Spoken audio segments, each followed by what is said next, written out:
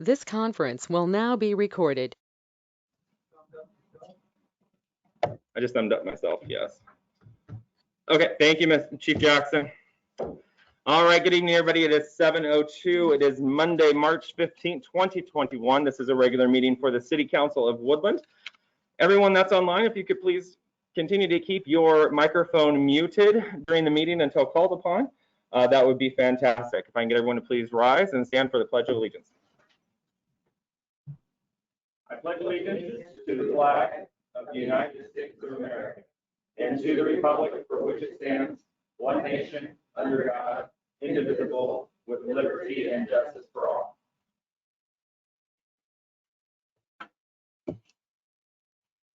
There it is. Thank you. Councilmember Graham. Here. Councilmember Holland. Present. Councilmember Rounds. Here. Councilmember Chapman. Here. Councilmember Fredericks. Here. Councilmember Plaza. Here. Councilmember Smith. Here. All council members are here and accounted for. I'm going to step out of the room for just one moment here. Let me see, where's the chief at here? Chief Kelly, there you are. Let me see if I can get him into how do I make him big? I don't know how to just make it him. Where is my view at here? I don't know. You guys are gonna have a nice little tiny little guy up there in the corner. I'll be right back. You can see him? Okay. All right, be right back. Hopefully you can hear everything too. Hey Chief, can you give me a test up there? Unmute yourself there. Check 1 2, check. You good? Yeah. Okay.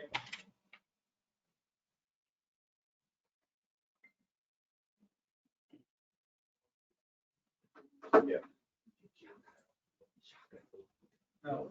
All right.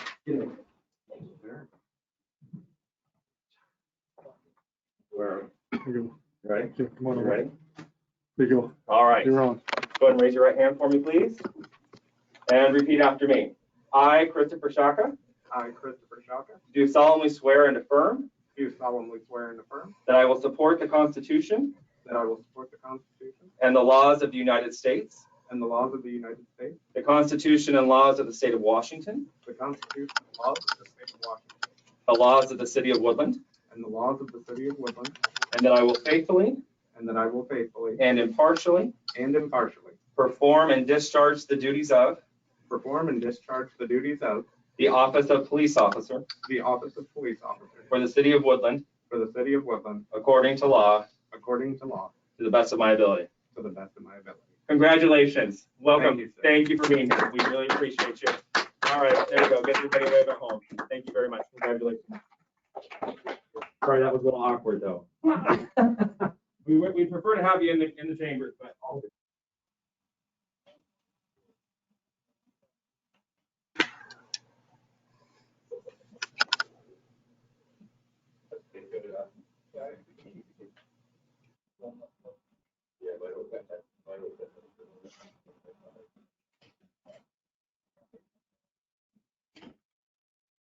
How'd we do? Good job. Yeah, could be better if they were in person, right? All right. Well, we're very excited here in Woodland. That is Proposition $1 at its finest right there, that Officer Shaka. So welcome to the city, and he is on this is his first official day, so office coaching trip. So good for him. We welcome him, and we're excited, and thank you to the voters of Woodland for passing that important property tax. Moving on, that's all we have for presentations, but this evening I'm going to kick it over to Mr. Randolph first before we go into citizen communication this evening. What's that? No, we did. Did you wake up? A little slow. Okay. Mr. Randolph. Thank you, Chair. Okay, tonight we're going to have, as you know, we have a hearing on the senior project. The package I know has come up from development. And one of the things is that this puts you in something of an unusual situation because you will exercise both a legislative function because zoning changes by the Constitution must be made by the city council, but at the same time, you're sort of in a judicial situation as well. And what this is known as a quasi judicial decision. And part of that, and so what you'll decide tonight is you can approve the planning commission's recommendation. You can approve it with conditions. You can send it back to the planning commission if you think more work is done, or you can disagree and turn it down. Quasi-judicial doctrine has two parts. First of all, if you have personal interest involved in this transaction, you will need to disclose it. The type of thing, a personal interest is that if you could have financial gain based on the decision tonight, if you're a property owner, if you own property that's affected by it, if you're employed by an interested person, if you have prospective employment for an interested person, or anything impairing ability to be and remain neutral, or you have a family or social relationship with one of the parties. Does any of that apply to you? What the record reflects, they does not. The second thing is that the applicant and the opponent have the right to have the issue decided on what's in the record of which you have received. So it's known, the package that was put together by community development has gone up, that's public knowledge. You don't have to discuss anything in there. That is available to the other side. The only thing that comes up is that you may have had conversations with people about the project, either for the project or against the project or whatever. And what that's known as is an extra hearing communication. And because of due process rights, it's okay that it happened, but the person, but either the proponent or the opponent of tonight would have the right to rebut it. If someone said this is ridiculous, it will cost $10 million, all you have to say is I had a conversation, so this is what they expressed. And then if they wish to rebut it, that's fine. If they don't wish to rebut it. So the main thing is to ask, other than the formal record which you've seen, has anybody had an extra hearing communication? Can we go down the line? Yes, please. Mrs. Rounds? I have had communication with Darlene Johnson and received an email from the Marion Culver, which is the attorney for the opposed. Is that, I mean, is that the one that's dated March 12th last Friday?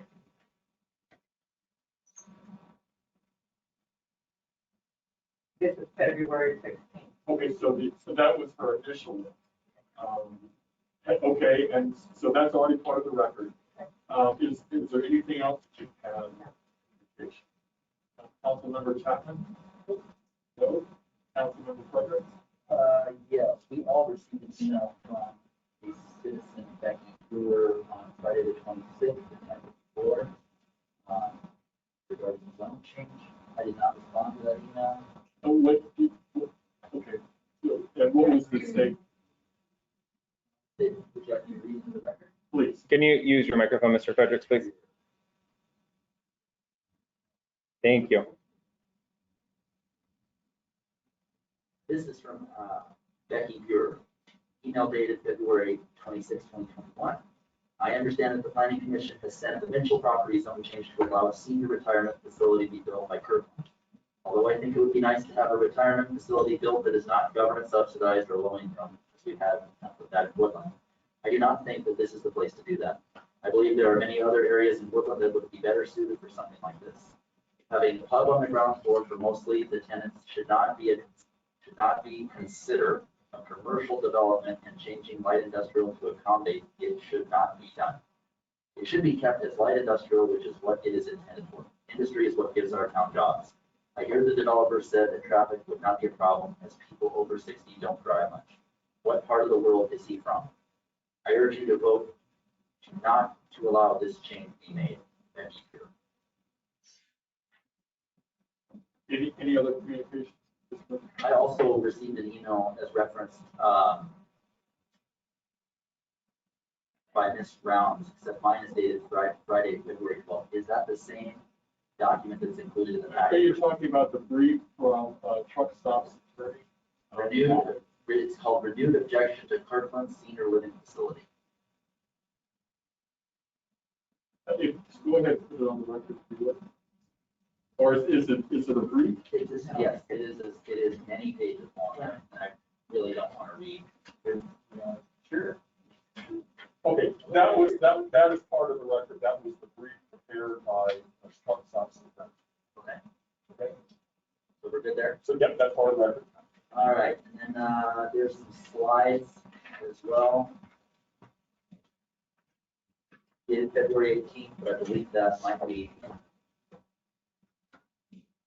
part of the packet as well. And all of these will have this one. Okay. Anything else? I have nothing. Mr. Paulson? Other than what's already been mentioned, I haven't had. Thank you. Mr. Smith? Is this one entered in the record, one we got from Travis, forwarded on from Weston Investment? Yeah, we did get an email from them on that one. Is that part of the package already, or was that? I think this is extra. You guys get that one too?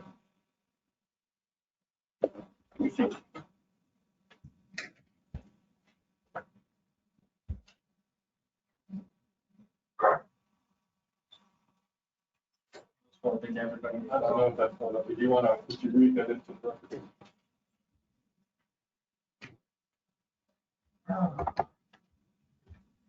So dated March 12th, City of Woodland to Travis Goddard, Community Development Director, and it's in reference to the Kirkland Senior Living Project. Dear Mr. Goddard, Weston Investment Company LLC is the property owner of the U-Store self-storage located at 620 Mitchell Avenue. My location is directly next to the proposed Kirkland Senior Living Project. I am in favor of the Kirkland Development's proposed project, Kirkland Senior Living, and the benefits it will add to the community. The property has been vacant for a very long time and has provided no benefit to the area. I hope that the city will approve this project to move forward and continue to improve the city of Woodland. Thank you for your consideration. Sincerely, Weston Investment Company. Joseph E. Weston.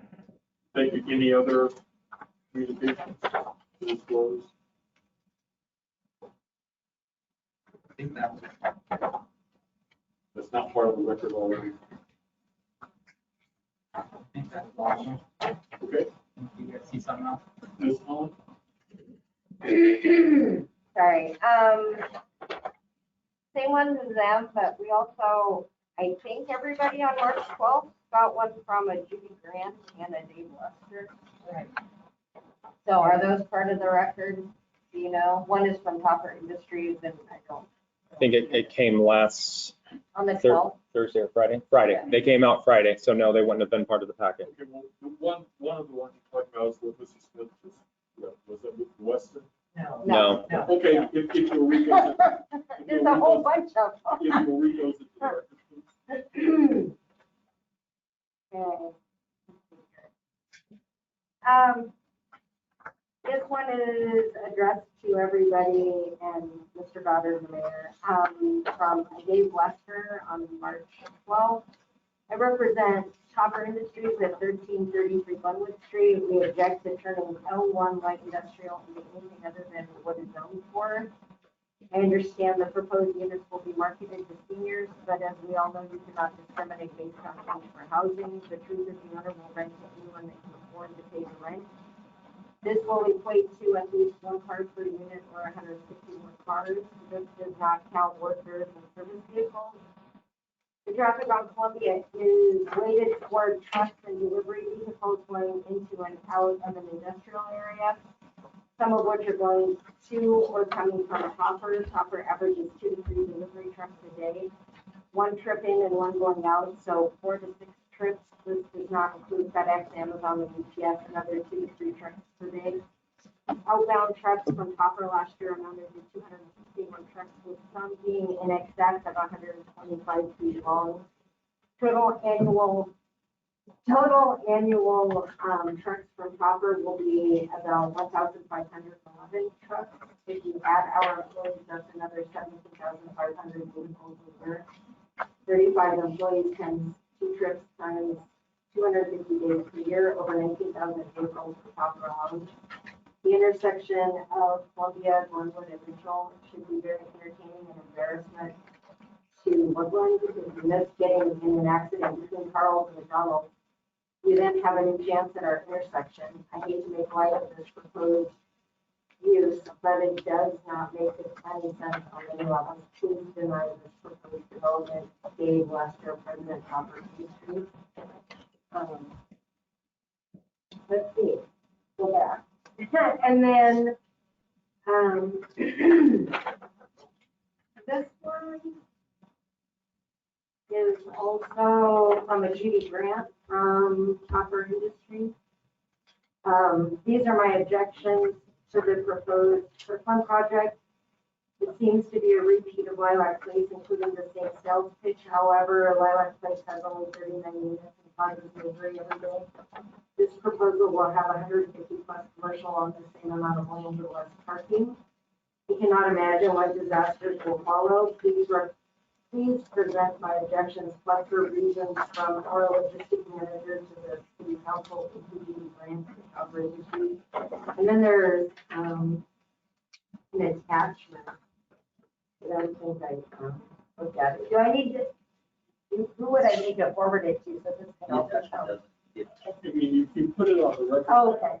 I'm not sure what the attachment is. I don't think they follow what's in PDFs. I think you've got, Okay. anything else? I actually watched the planning meetings. That's part of the record. Yeah, so I mean, I watched that and the only communication I really had was I gave somebody a Reader's Digest version who wasn't able to watch it online. Okay. So that was about it. Did you participate during the planning commission, but with testimony at all, or just listen? No, I just listened to it and wrangled a 10-month-old baby. So, Mr. Randall. So, Mr. Chapman and I received the same email. It was like, Mr. Chapman was originally left off. My name was spelled incorrectly, but it was forwarded to us from Ms. Grant. And the attachment that was also forwarded does not open. There's not appear to be anything. okay, thank you. Is that it? I think so. I stopped to watch them last week when these were coming. So I think that's it. Okay. I also received those from Judy Lester and Judy Grant and Dave Lester. Thank you. And I myself have received all what has been discussed here. But nothing other than what's. Nothing other than that.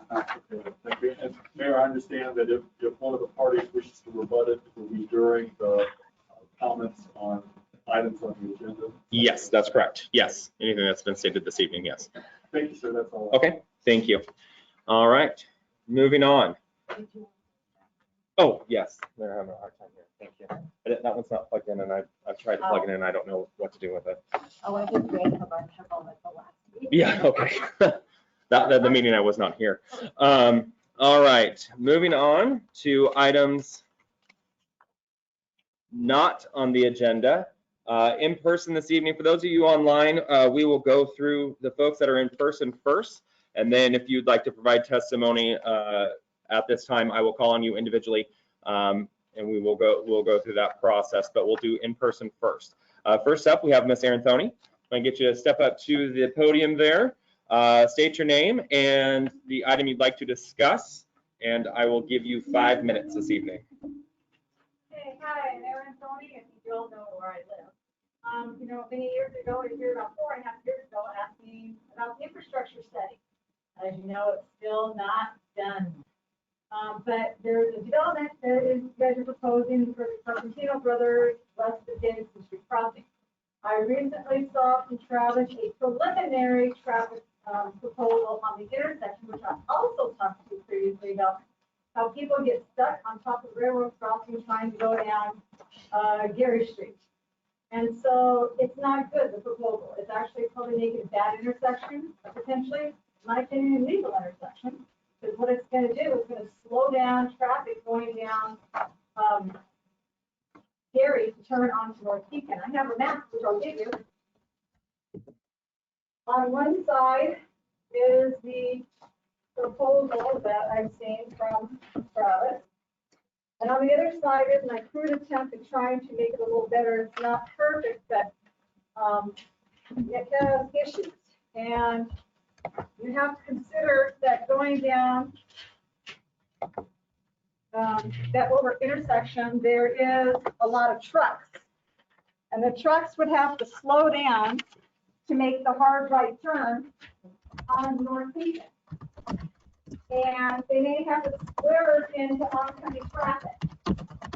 And this proposed parking lot is 337 spaces. Isn't that about equivalent to a half of a Costco-sized parking lot? And all those people would be coming in and going out on a shift. So it wouldn't just be trickling in and trickling out. They also have a proposed driveway just a little bit further down on the point where they want to intersect. So you're going to have more people falling into a bad situation. So if you flip over to the other side, I did kind of a crude map where you want to keep the people going down North Beacon off the top of the railroad tracks going west. The people going east up North Beacon will come down to a T, and then they can go up over the railroad tracks. But you do have, I did have to put a little hand-drawn bit in there. You have to leave a count for our equipment and for Peterson's trucks to get up onto North Beacon. In my opinion, is that intersection or that driveway that they want to put in for those 337 cars does not need to come off of Gary Road. It needs to be on the North Beacon and also have a turn lane put on. So before you guys actually solidify this, I think it's need to go back to the drawing board. And I wouldn't have known anything about this until I contacted the city, asking them for the status of the infrastructure study, which happened 4.5 years ago. And at that time, we were told there was essentially no capacity for even 2 restrooms because you didn't know if the lines were going to have that. And now there's this development here with 337 spaces. Not against the development. I just want to make sure that that intersection is done properly and safe. I don't know if any of you guys have experienced this. But I have been on top of those railroad tracks with no place to go with a train coming at me. It's not the best feeling in the world. And if you add people into that section, into a bad intersection, I really don't want to hear a big crash someday and find out that the person got hit by a train because they had no place to go. So that's pretty much all I have. All right. Thank you. Mrs. Donna Butler.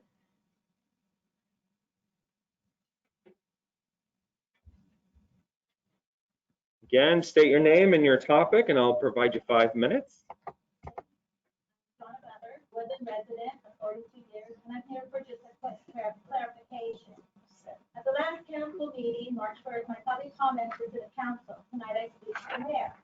First, I'm thankful that you were willing to run and step up to the plate when Woodland needed a mayor. It's always pleasant when our paths cross in town, whether at McDonald's for an early morning citizen meeting, at Lutman's, Walmart, shopping with your wife, or ringing the Salvation Army bell at Safeway. Your personable, upbeat manner is appreciated. Your comments at the last meeting directed to the folks in the gallery, of which I was one, prompted me to return to this topic of Woodland being closed versus Woodland being open. In your March 16, 2020 press release, regarding your state of civil emergency proclamation for the city of Woodland, it states all city-owned facilities will be closed to the public. On the Woodland City website, there's a link for city's response to COVID-19. It also states City Hall, city offices, and the police department lobby are closed to the public. All public events and public reservations through May 31st are canceled. Restrooms at city parks are also closed.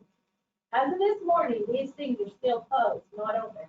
In light of this, it's understandable that there are opposing views as to the city of Woodland being opened or closed.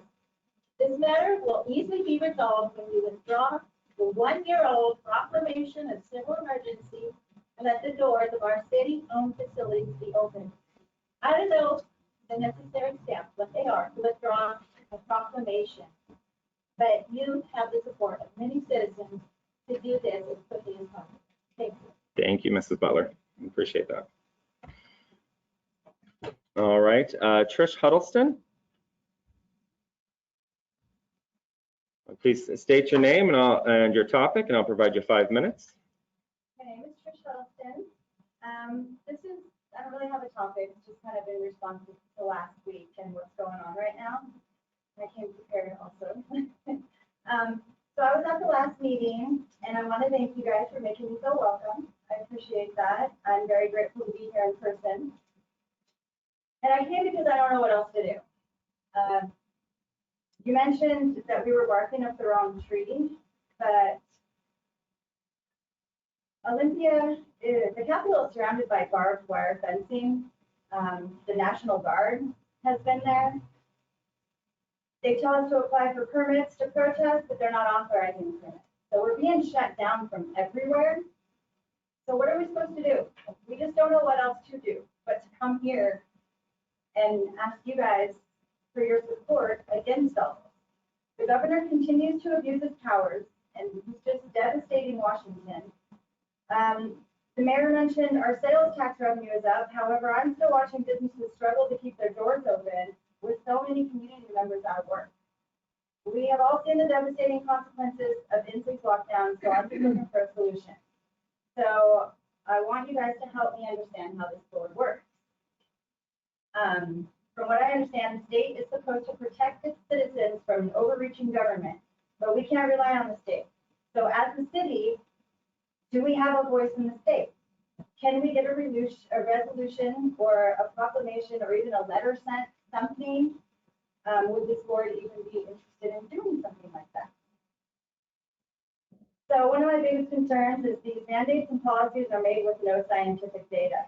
I'm not in the medical field, but it didn't take me long to find actual data that shows the CDC and the government is misleading the public and they're blatantly lying to us.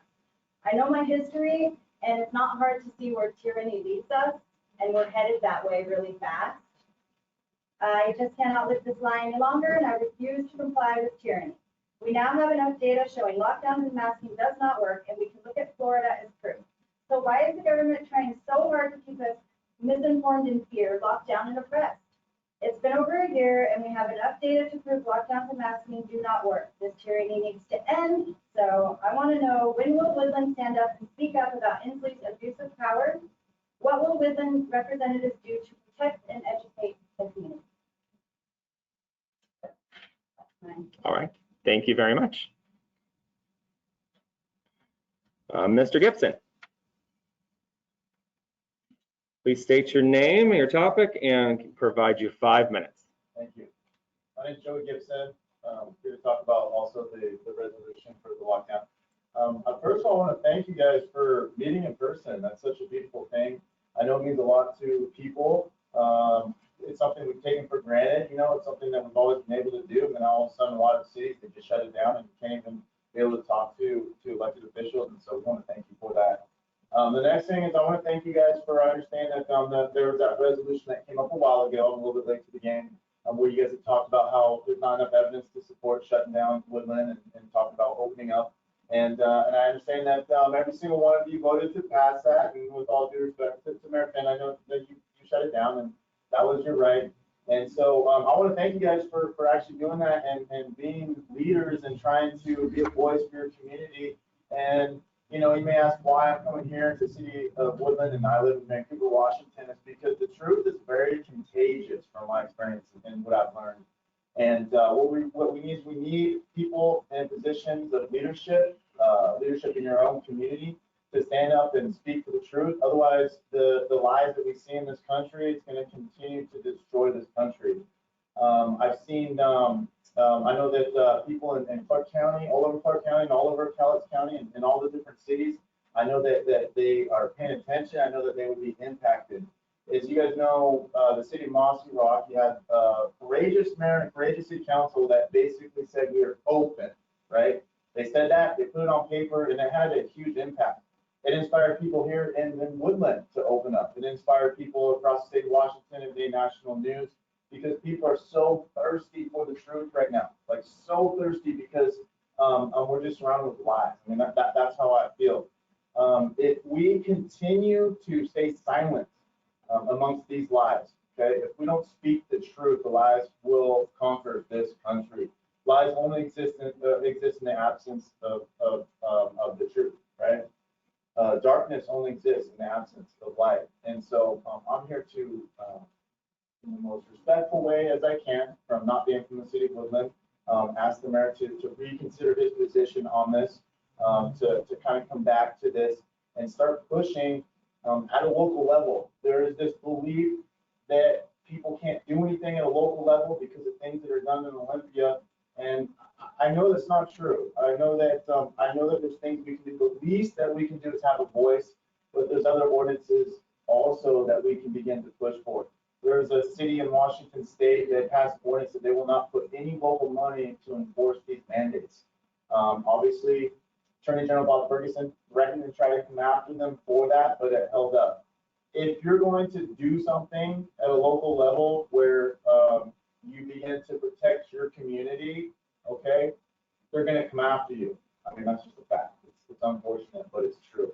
But it's going to take courageous and bold actions, in my opinion, to really start to get this country back. I have this vision, and I came here in 2019 and was treated very, very respectful by all of you. And one of the things is I had a goal to start pushing back against these Second Amendment things at a local level. But now what I see is I envision us starting to build pockets of resistance at a local level across the state of Washington and even Oregon, pockets of freedom where the community really take a stand with the city council or with the commissioners, and we really begin to push back against these things that are doing in Olympia. I'm here to tell you, you will get so many people excited in Woodland and these other cities I'm working with, like Battleground, where they start to take initiative and they lay claim to their own city, right? Where they say, instead of just, not getting involved, where they care more about you guys than they care about the president of the United States. Because you guys have more of an impact on the people in the city of Woodland than President Biden or whoever the president may be in the future. And so, anyways, like I said, I respectfully ask that you reconsider that, and I appreciate the time, and God bless all of you guys. Keep up the good fight. Thank you. Thank you, Mr. Gibson. Yes. During your report at that time, Ms. Polly Merwin.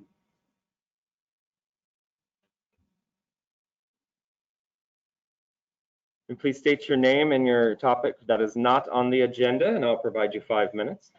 I'm Polly Woodland, and basically I just want to talk from a Woodland resident's point of view and concerns and frustrations, along with being a small business owner here in Woodland for the last year. Okay. Okay. So basically, Joey and Trish really said a lot of things that I feel as well that I would touch on in what I have to say today, but I guess I don't know if this is a situation where I can ask a question and it can be answered. I will do my best. At this time, council will not address the comments, so they're through me at this point, so but I'll do my best. My first question is to you. I would really like to understand exactly what your job is. What, here at the city? As mayor. I'm the chief executive officer for the city. So what does that mean? Daily operations. So what do you do exactly? I run the city and make sure that you're still able to flush your toilet and make sure that the workers come in and make sure that the infrastructure is managed and taken care of, and making sure that we're following a budget that the city council has provided to me. Okay, so I'm not going to ask what everybody else's job is, but this is my concern. I have a freedom rally at my bar in January or February, January, and I had one commissioner show up, and it was Warren from Calhoun County. I see a lot of people sitting here that are in leadership, and I didn't see one of you at my rally. That makes me very curious on a lot of levels, and it makes me really wonder if you're in the fight for Woodland and the people. I am the people. The people that spoke tonight are the people. Like, we need you to be our leaders and to represent us. It was interesting to me that nobody chose to come to that rally, because after all, it was about our freedom. It was about, more than anything, it was freedom. It was one of the best experiences I've ever had in my life, quite honestly. I'm here to tell you, as a bar owner that runs across hundreds and hundreds and hundreds of people, that this city is sick of this. The people are sick of it.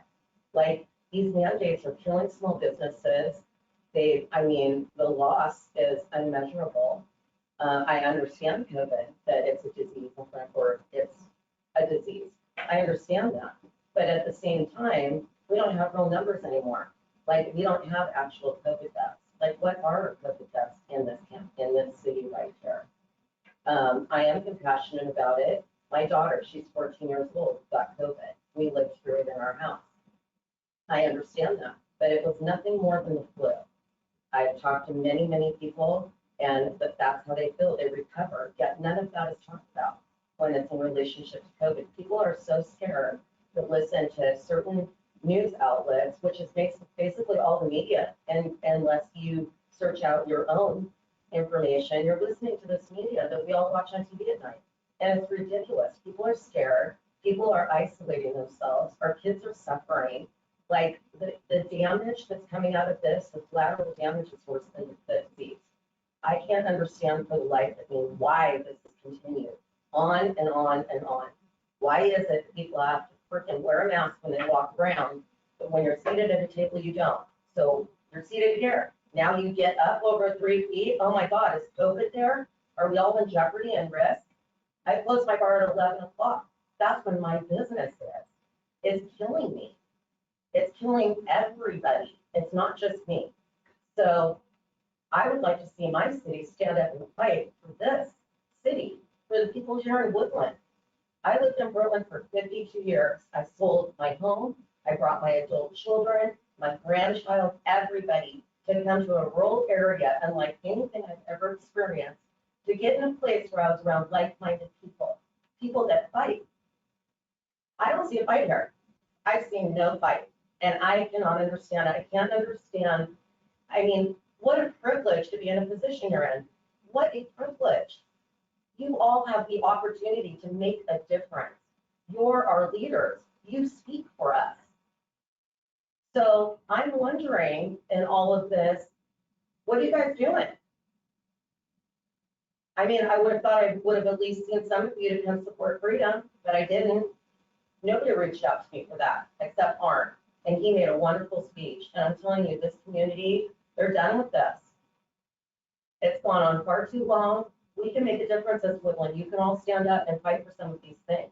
Nothing's being fought for in this city. That's all I have to say. All right. I would like to add one thing. The 6 feet thing, back in the 1890s, his name was Fogg. He studied germs and germ disease. And he was the one that came up with 6 feet. It wasn't Fauci. It wasn't anybody current here in the world we live in. It was somebody 100 years ago determining how many feet we need to stay apart. For me, the collateral damage is worse. My kid is 14, and oh my God, what is she thinking about our world? Or my 5-year-old granddaughter who can't even play with kids on the playground. Ms. Merwin, your time is up. Thank you. Thank you. I have no one else signed up in person for items not on the agenda. Is there anyone online for items not on the agenda? Now's your opportunity to step forward.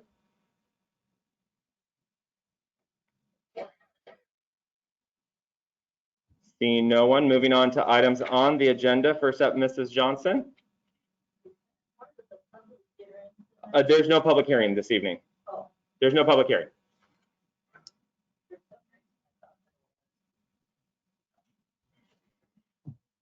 I'm here in opposition to the zone change. First off, when you've lived in Woodland as long as I have, you've got a little bit of history behind it. And one of the things that the chamber was really involved with, and I can't tell you how many years ago, but it was to do something with the parking in the downtown Woodland, and also to allow for residential above commercial buildings. This was, you know, we had a bakery 100 years ago when Woodland, everything's 100 years ago. I don't know how long ago that was, but and they had their living quarters up on top. And then there was a time period when that was being questioned on whether they could do it if you weren't pre-existing. So the chamber really got involved in getting it so that if we had commercial down below, you'd be able to have living quarters that had it was never intended to be a way of pushing your way in to the industrial area, saying that something is commercial when it's really not commercial, in order to build residential there. I was at the planning commission meeting, and I actually sent Carol the argument that the attorney presented in opposition to the change. And to me, after hearing the argument and knowing the history of where we came from, anybody, I left the meeting, I couldn't believe anybody would vote on the planning commission in support of that proposition. And yet they did. And I have no idea why, because it's not at all what was intended when we made that, when we did that zone change. And you can go back and look at the records. It was strictly, you had a big amount of residential. I think it's maybe 1% commercial in that proposed things, and they're calling it commercial so they can build the residential. Woodland has done some things that haven't been to the benefit of bringing good paying jobs here. And this is another one of the things that they're considering, because the traffic situation is terrible. You know, I'm really old and I drive all the time. I don't have one friend that doesn't drive. And a lot of my friends are older. And in this proposal, they're going to reduce the number of parking spaces because it's catering to older people. That's ridiculous, first off. Then we've got a traffic problem. When I looked at what they're going to pay $41,000 into a pocket of traffic. That's not going to fill 5 potholes, much less build new avenues, new exit, new streets. You know, we all, you know, Becky Buer wrote a letter on it, and you can't even get into her place much of the time when you're driving out of the industrial area, because the traffic is so backed up. And this would add more traffic to that. I just hope that the city council will look at this and reject it completely. Do not send it back to the planning commission. I don't know where they're coming from on it, because it's not really where any city that I know of would turn around and take industrial land that is ready to be developed, that has all the services and everything, and put a retirement home. Or not a retirement home, because they're not providing service, but a retirement apartment. And every time you do something that hurts the traffic, you hurt the entire industrial area. You know, right now, we're in transportation. I'm done. 5 seconds. Anyway, we're in transportation, and other businesses have wanted to come here as distribution. They don't want to come here with the traffic that we have. And this will make it worse. Please reject it. And one other thing, I liked what everybody said earlier about freedom. Thank you, Mrs. Johnson. Kevin Brady. Please state your name, your topic that is on the agenda, and I'll provide you 5 minutes. Thank you. Thanks for taking the time tonight. Appreciate being here. My name is Kevin Brady. I'm the planner with OCAC. I don't really have a lot to add in terms of testimony. Just a couple things. One is we have a number of our team members that are attending the meeting tonight. So if there's questions, we have engineers, architects, designers. If there's a need to ask questions, our team is available. Including our land use attorney, who I think is also going to testify. As part of the opposition, there was a letter from one of the attorneys, or the attorney, I suppose, that had included an exhibit that was questioning the property adjacent to our property. And so I wanted to submit an exhibit, and I made copies. Can I have those out? Yes, please. As long as you have one for the record, I'll take that one. Do you have enough copies? I think I do. Okay. Old-fashioned way.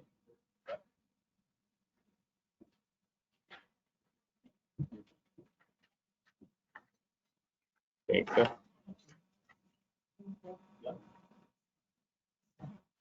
You won't mind until you're done. So if you look at the exhibit, on the left is the exhibit that was submitted by the opposition in the letter. And it's disputing a small area of land adjacent to our property that is labeled as this is TSI's land. And as it turns out, if you take the documents that we submitted as part of our application, which is the survey, you can see that that's clearly the right-of-way line. So just wanted to clarify that, have that in the record, that we're not attempting at all to develop on the neighboring property. We are doing some development in the right-of-way as part of our pedestrian connection street. Also wanted to just indicate that at the planning commission hearing, there was a discussion about parking. And one of the things that was discussed at the planning commission hearing was that if parking did become an issue, there are remedies for that. There's remedies for Safeway to deal with parking on their site if it became a problem, and there's remedies for the city. So if parking became an issue on the streets, the city would have options for putting in signs or towing or some sort of enforcement mechanism that would be able to handle any kind of on-street parking if that were indeed to be an issue. We don't think it is, but in case that were to be an issue, the city has remedies. That's really the only thing I wanted to add to the record in terms of a proponent. There'll be some other testimony from our land use attorney on some of the legal issues that were presented, and then also Dean Kirkland, who is the developer. So thanks for your time. Thank you, sir. Mr. Kirkland? Have you state your name and your topic, which I think we know what it is, judging by your name, and we'll provide you 5 minutes. Thank you very much. Dean Kirkland, Chairman of Kirkland Development. I just wanted to take a minute and face the council and say thanks for all your effort and time to look at our proposal. We, over probably the last, in my 53 years as a resident of Clark County, I've passed that property, went to University of Washington and come back and forth to the home. And my wife and I noticed it just sat there and was highly visible. About 2 years ago, we started to inquire about the purchase of it. Looked at doing a mini storage, something more RV-like, and it was met with some resistance. We heard that Woodland didn't want to be a dumping ground for too much of metal buildings and things like that. And based on our experiences, my grandfather back in 1968 started retirement homes. We've got over 1,000 units, and we'll hear from Greg Franks, who's with Manor Management, that manages the course, and done so for 30 years. We look at areas where there's golf courses, you have proximity to Horseshoe Lake, the river, hospitals in Longview, hospitals in Salmon Creek, another casino, and things for seniors to do. And we started doing the numbers and looking at the market, Safeway, the physical therapist, the dentist, Subway, the pizza place, the Italian place, everything that's out there. It really is a winner in the making for people that just step out the door and walk over there. One of the things I saw was the petition. I noticed, I kind of did some research, there's only less than 10 people that are actually residents. These people will live here in this community and spend money through the tax base of the community and help some of these businesses that are struggling in this market. So we think that this will be a very impressive project, beautiful, and a real statement for them. So we thank you for everything. Forward to pursuing this. All right, thank you, sir. I appreciate you. All right, Mr. Greg Franks.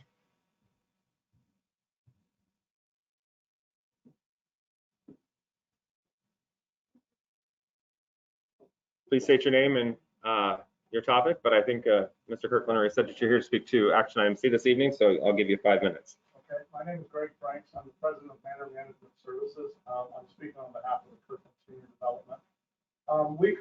Manor Management Services currently operates, has developed and operated just about 1,000 units for the organization that Dean's grandfather founded. We have buildings from downtown Vancouver of size of 60 units up to size of 300 units in Portland. So one of the things that I wanted to share was we have operated these buildings from the ground up from day one. Some of the opposition is parking. What I want to just address real briefly is, first off, there were some comments made that seniors don't drive. That's absolutely untrue, and we would never make that statement. What we're saying is, based on the service packages that are available today, when you look at public transportation, when you look at the buses and the vans that the facilities purchase and the transportation that we provide, it limits parking, it limits access.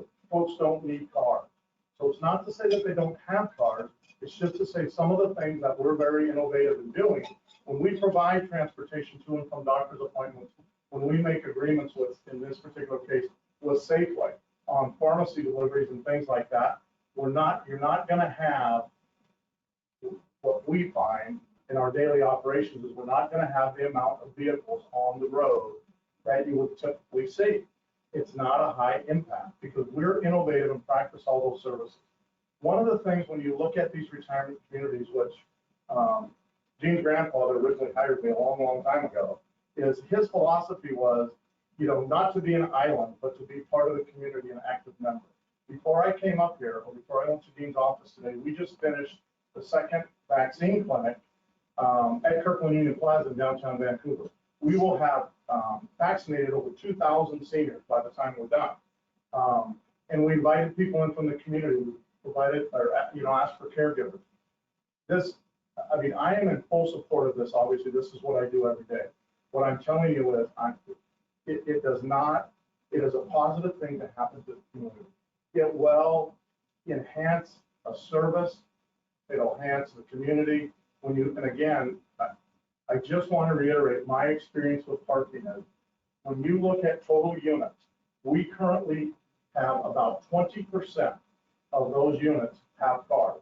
So it's not to say, but when you look at family members, you look at visitors, you look at all those things, the transportation services we provide, we do all that in-house. That's what our job is. So it's not to say that they don't drive. It's just to say that they don't have as large an impact as you would as a multifamily facility.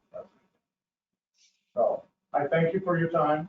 That's all I have. Thank you, sir. Yep.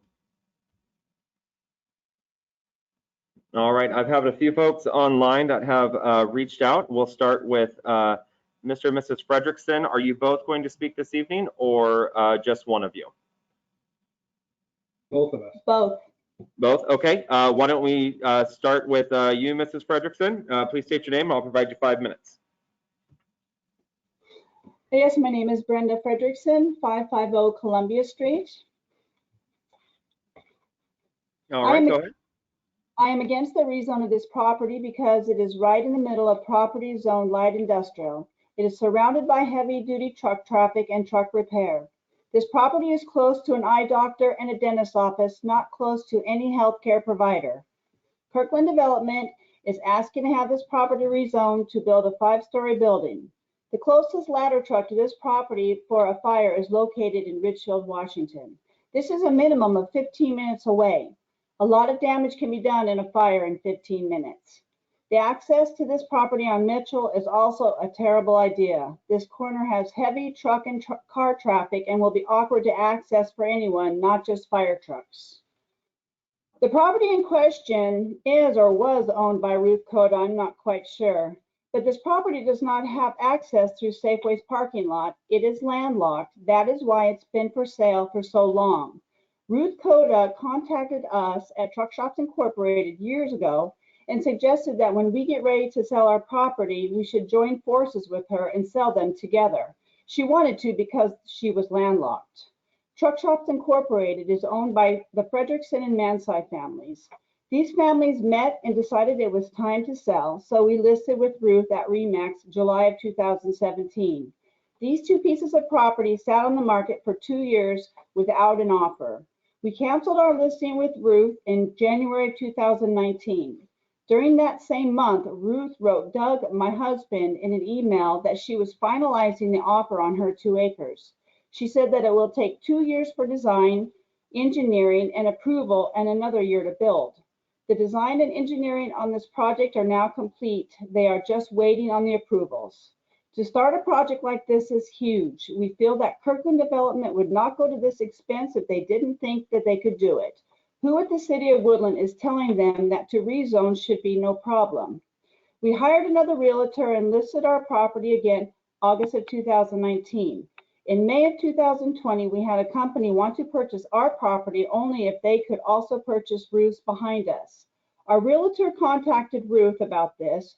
She told him that she would see if she could get out of the deal she made with her buyer and get back to him. On the very last day, she contacted our realtor and told him that she could not get out of the deal. So this company could not purchase these 2 parcels. If she would have gotten out of the deal, a company would have purchased this property, kept it light industrial, and hired dozens of people.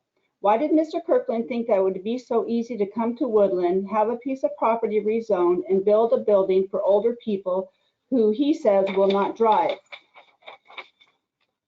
The Lilac Place or Apartments, I don't remember what it's even called, but it's on Glenwood Street. That was another light industrial piece of property the City of Woodland approved to have rezoned.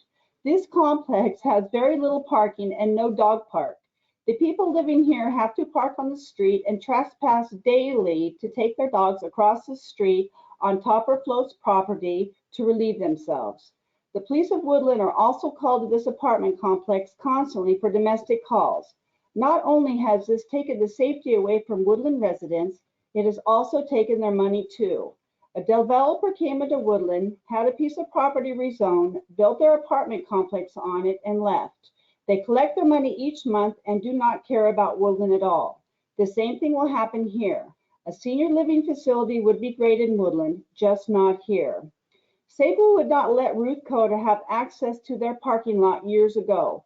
This is why her property never sold. It was landlocked. Now, Safeway came up at the City Planning Commission meeting like they were actually there and have approved of everything. They have not.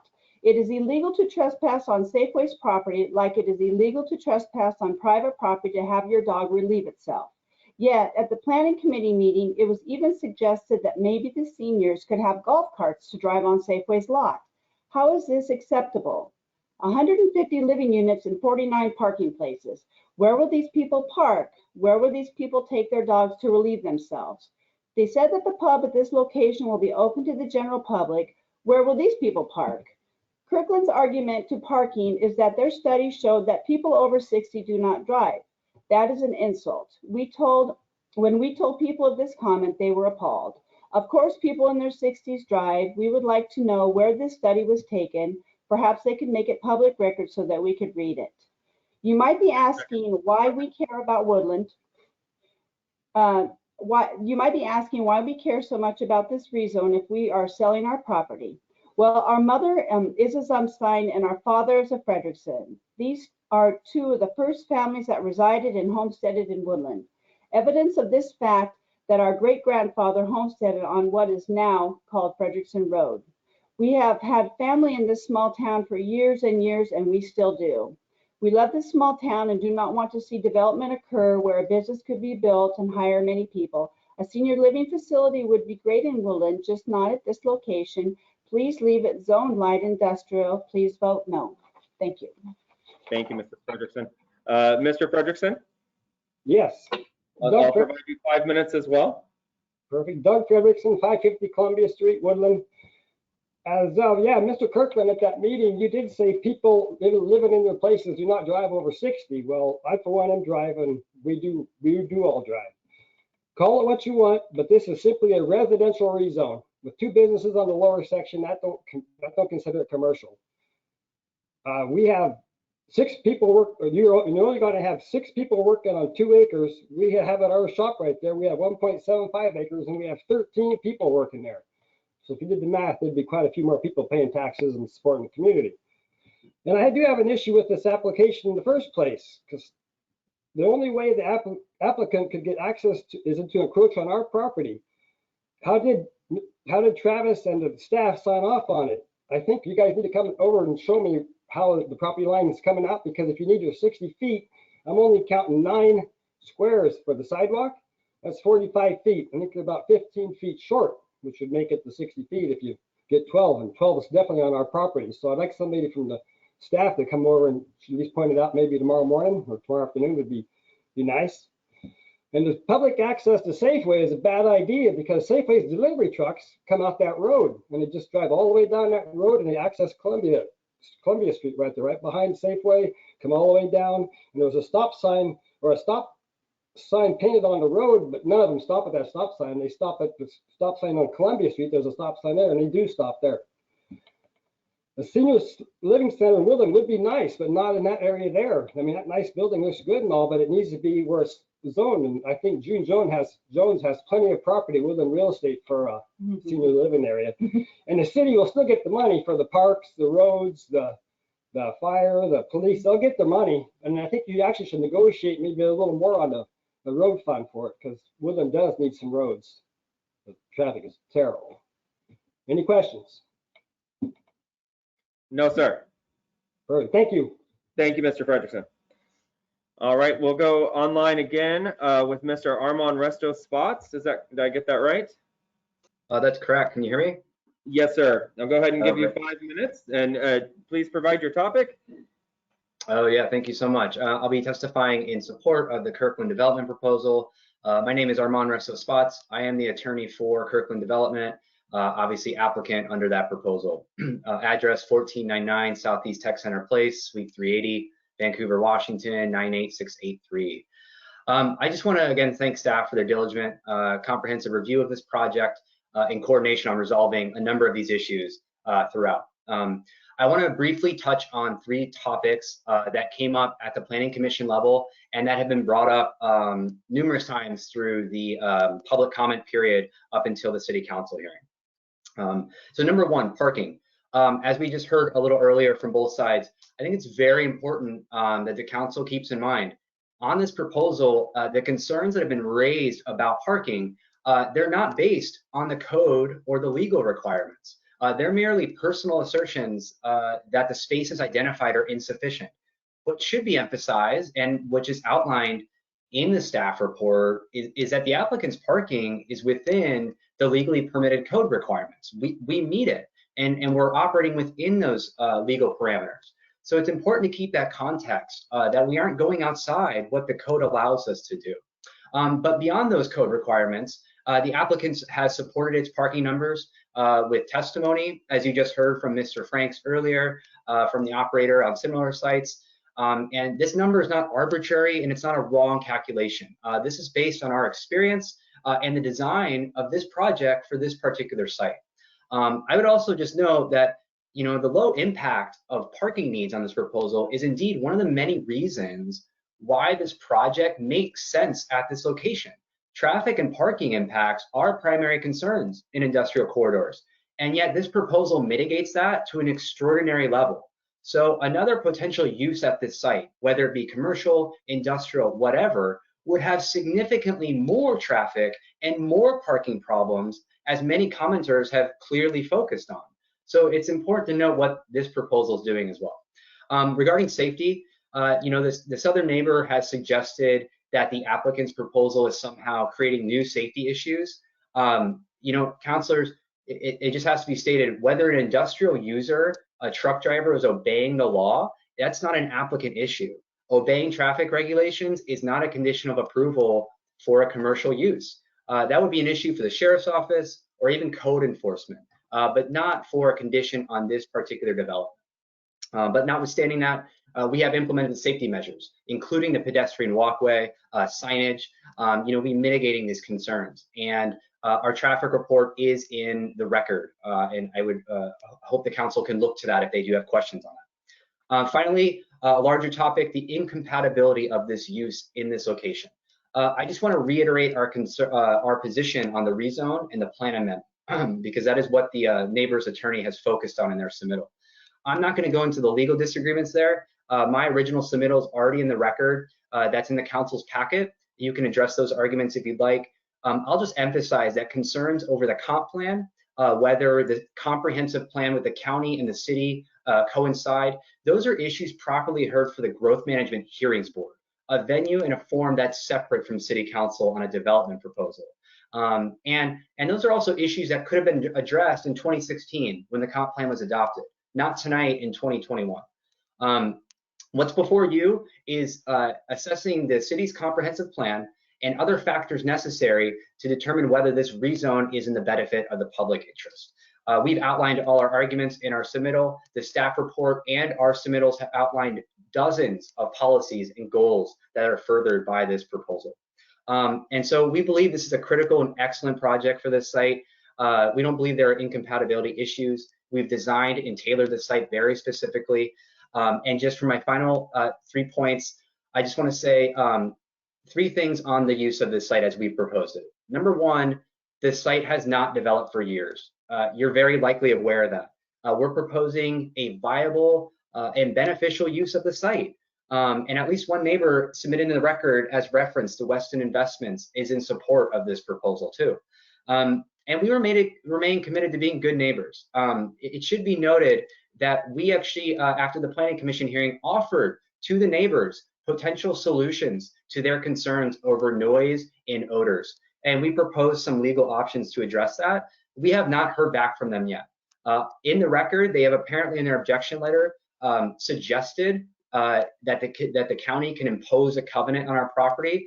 I would challenge that, and I would argue that that's an issue for us to resolve as neighbors, not City Council on a development approval or conditional approval. And finally, I just want to note that this is a commercial proposal. Commenters continue to assert that it's residential, but it is not. Applicants emphasize in the record that the beauty of this proposal is that it is a commercial component on the ground and a residential use on top. All of that is permitted within the zone that we're proposing to change to tonight. So if you have concerns, or if the neighbors have concerns over what uses are permitted in that zone, that is a legislative decision that can be addressed at a future council hearing to change the law. But we're operating within code parameters, and that's all that can be required of an applicant. So with that, I thank you for your time. And again, just as the other applicant representatives here, we are happy to answer questions on this project. Thank you. Thank you, sir. Also online, we have Maureen Calvert.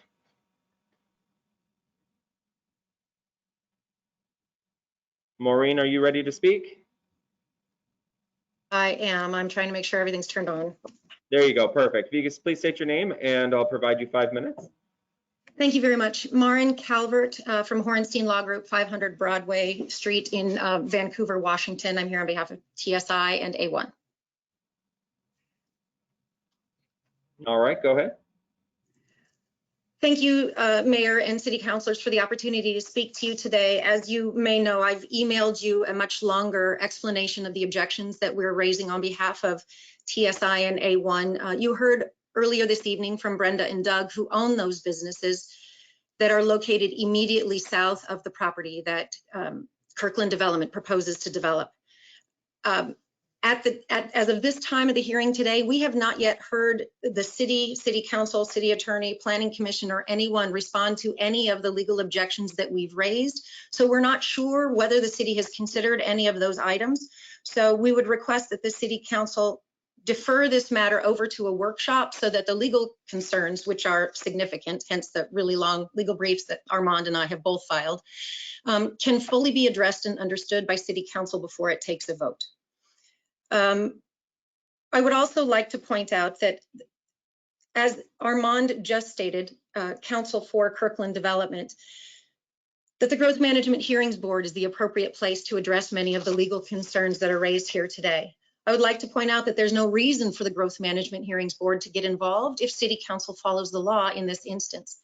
The only time or opportunity that these questions go to the Growth Management Hearings Board is if the City Council makes a decision here today and an appeal of that decision is filed, which would take it to the Growth Management Hearings Board.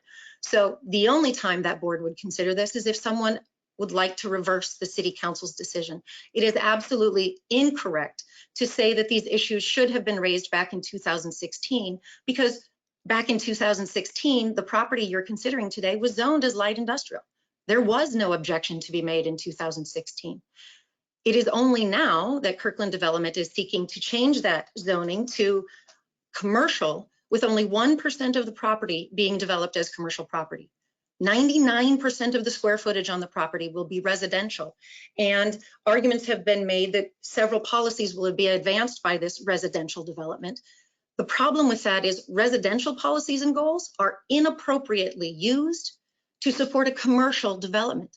In order to change the zone from industrial to commercial, there must be a commercial basis for that transformation, and not a single one has been cited by city staff or the Kirkland development.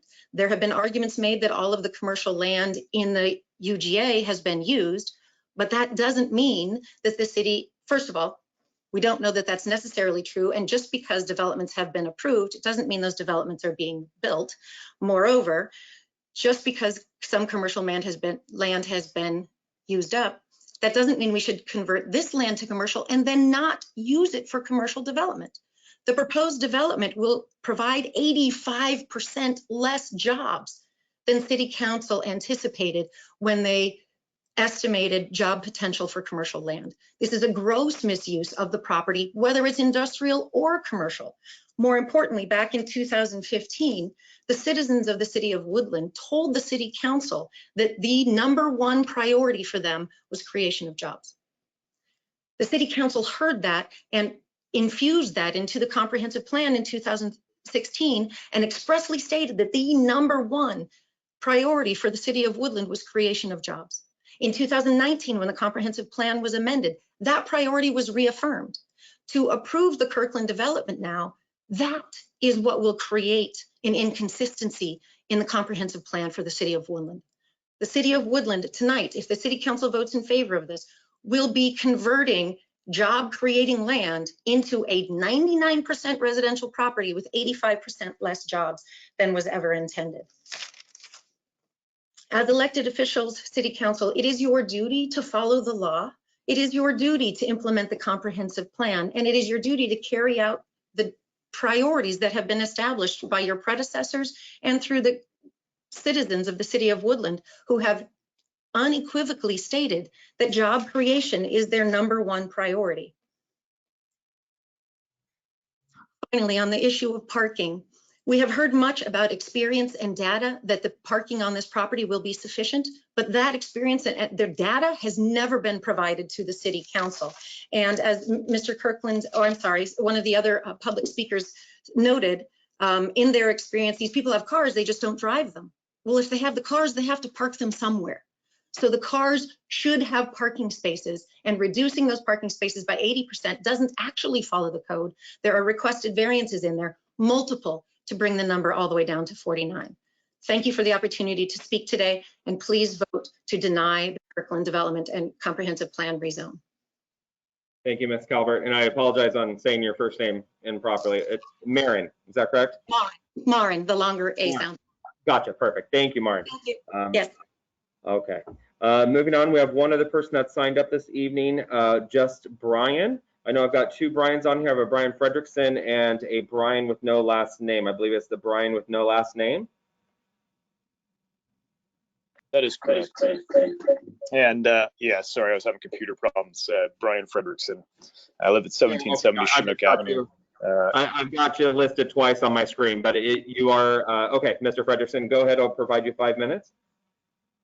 Very good. I speak against the development as a longtime community member and a local professional firefighter. I had a firsthand experience last year within the fire and EMS system here in Woodland when my son had a seizure at home. He was not breathing effectively and had to have a breathing tube placed by the fire department. This resulted in him being in the ICU for several days.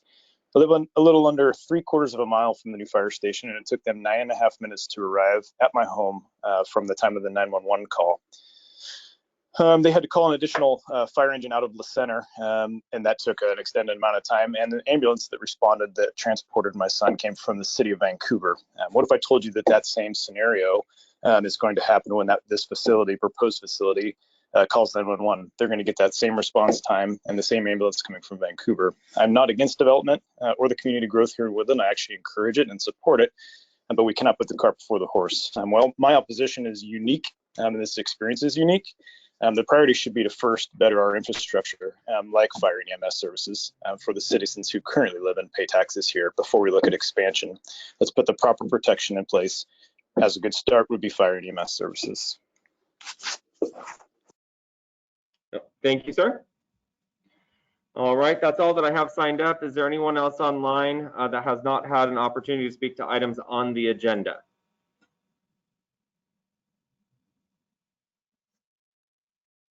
All right, seeing none others.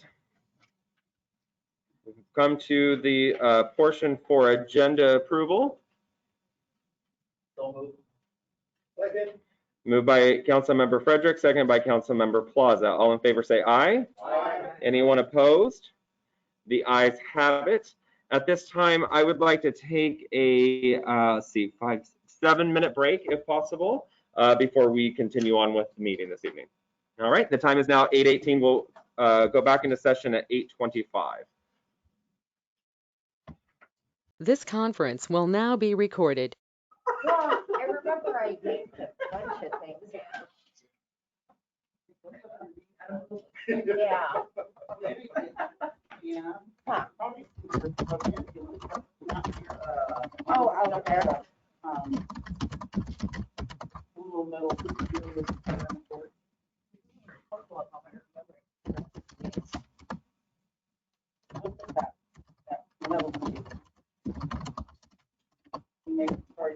It runs through the. What are you looking for? You trying to get plugged in on the? Oh yeah, it's not plugged in. Here we go. This one. Oh, because there's nowhere to plug it in back here. Let me see. Hold on. No. We suck at audio visual, don't we? There's nowhere to plug it in. Oh, I think it goes in.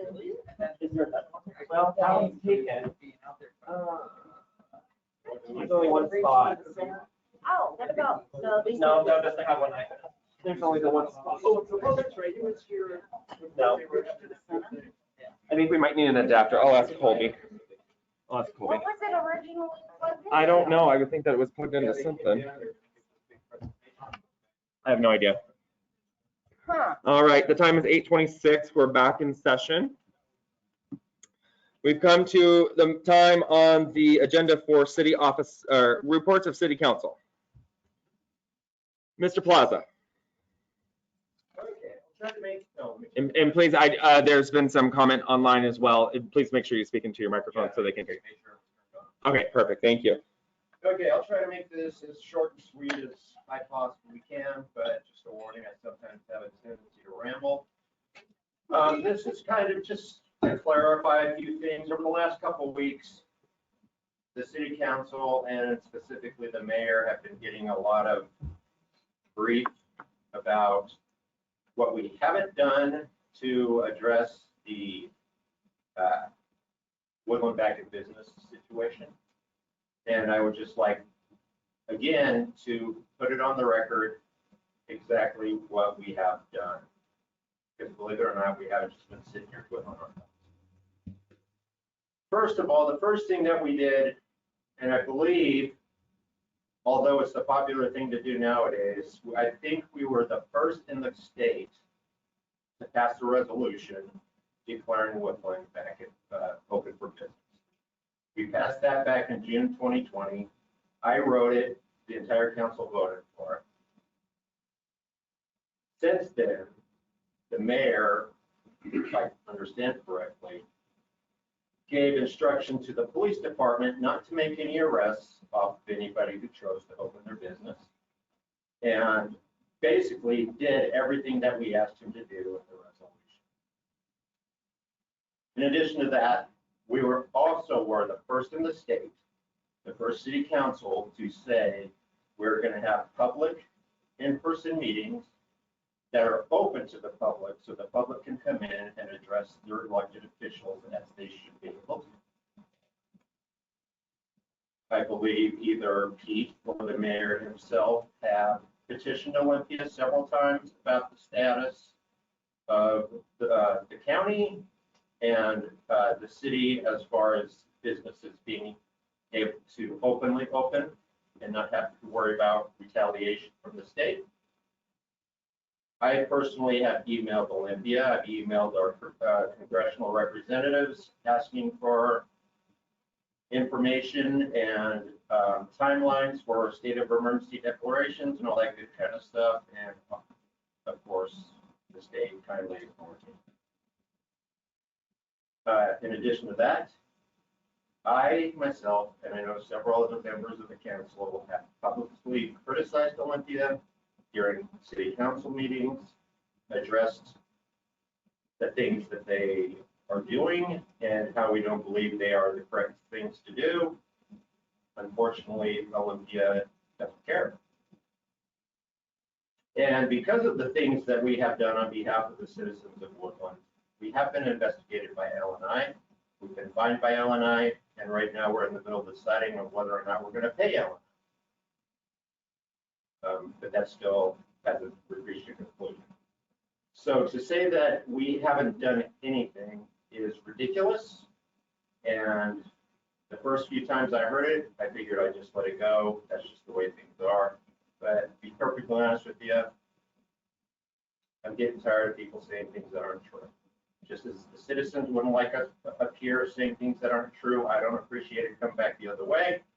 And I know as a politician, I should be immune to those things, but I'm not a politician. I'm a citizen who cares about the city, and I'm here to serve the city as well as I can. Sometimes that gets me in trouble. Sometimes it doesn't.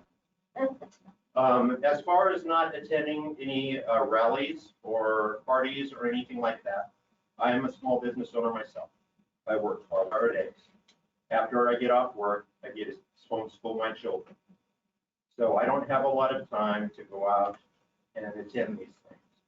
I'm not a good public speaker, obviously, so I wouldn't have been giving any speeches or anything, even if I had gone. So if that hurt anybody's feelings, I'm sorry, but my family is a higher priority than a rally. But that doesn't mean we don't care. We are still doing things. The police department is still only doing law enforcement stuff. They are not the Gestapo for the state. They never have been, and the last time I checked, they never will. So I just wanted to get that out there, and to also let people know that if they don't like the way that I'm doing things, that I will not be running for re-election until November, and they're more than happy, or they're more than able to come and fill my seat and see if they can do a better job. Thank you. Thank you, Mr. Plaza. Mr. Fredericks? Yes, I would like to start this by thanking the citizens of Woodland for being allowed to serve them for the last 13 years.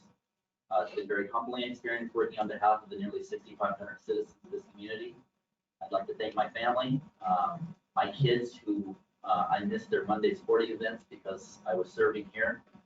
When I first started here, I had a kindergartner who will now be graduating from high school next year.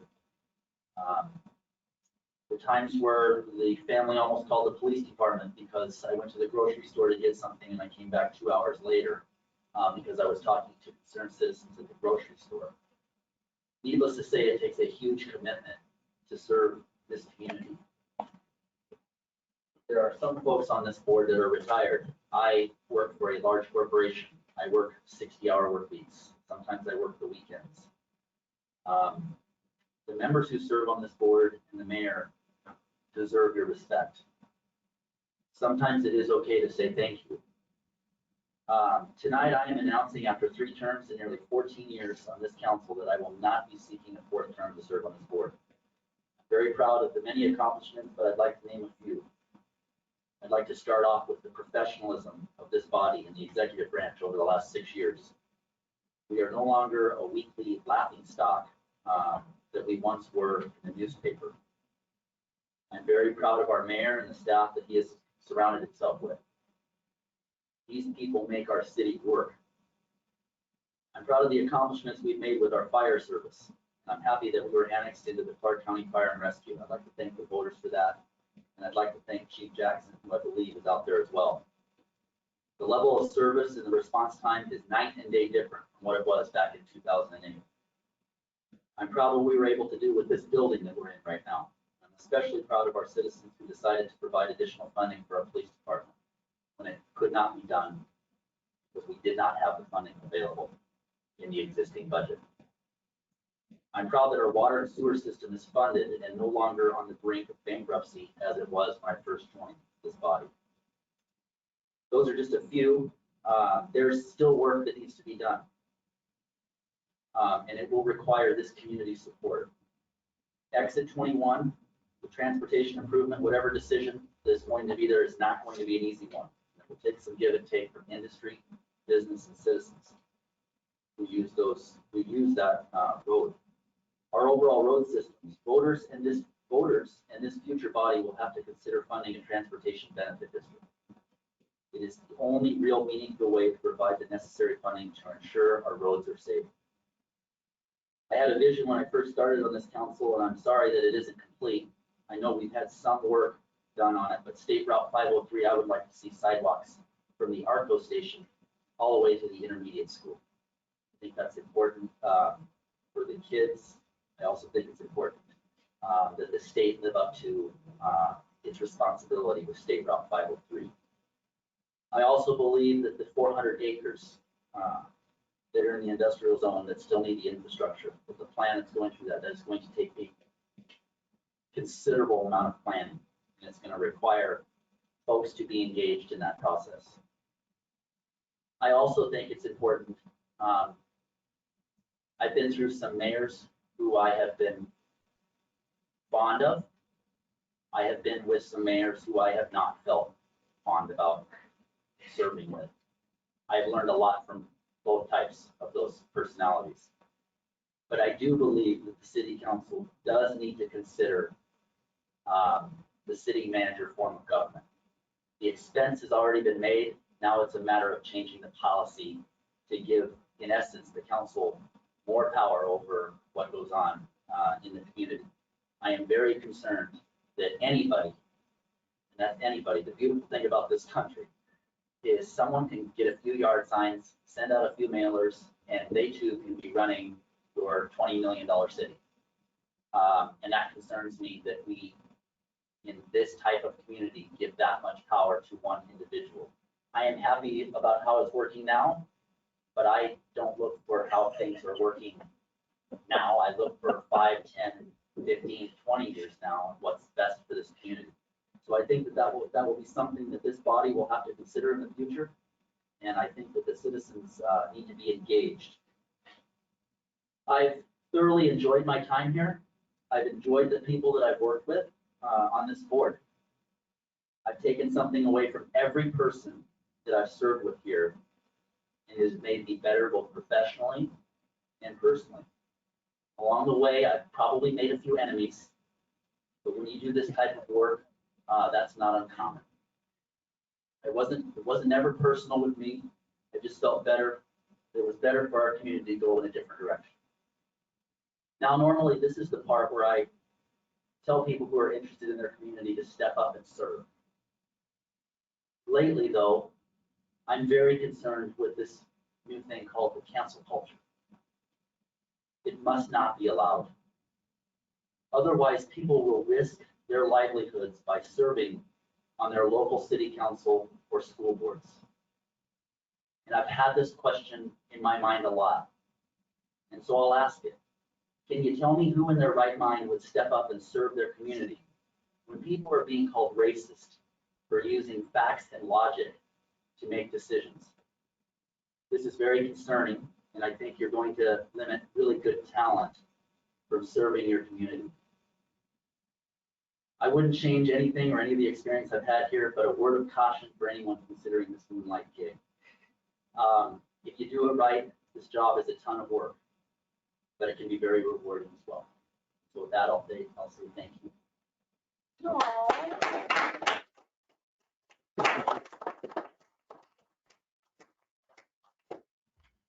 Thank you, Mr. Fredericks. Any other reports of City Council this evening? Mrs. Graham. This has turned out to be quite an evening. Follow that, right? I came here with my little notes to myself about myself, and I thought I would be a member of one with the decision that's being made tonight. As we all know, it's been 4 years, and we would be up for re-election this fall, but I too have decided not to run again.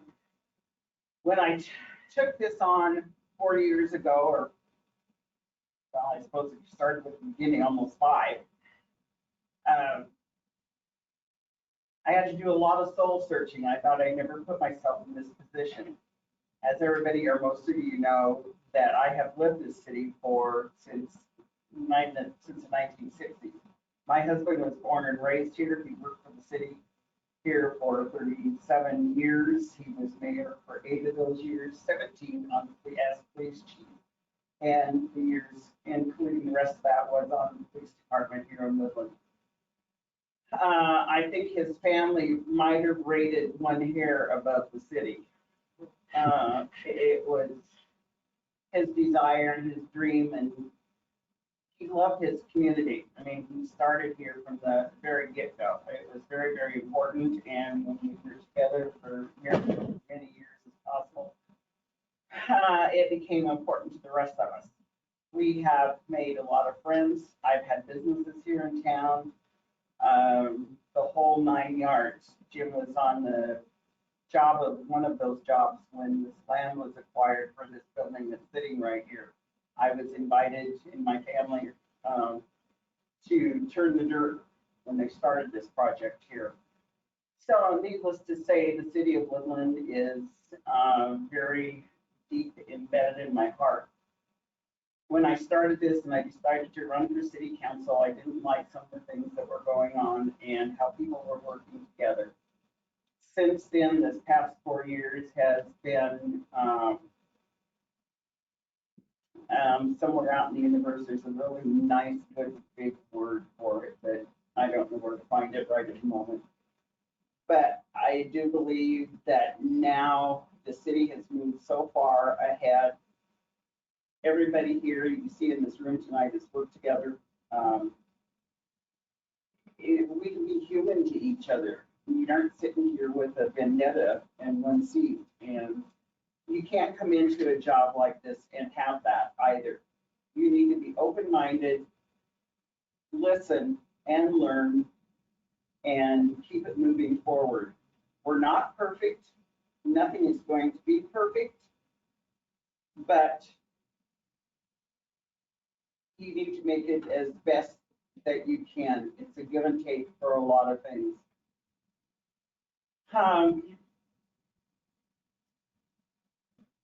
Anyway, it was a hard decision for me to even start this little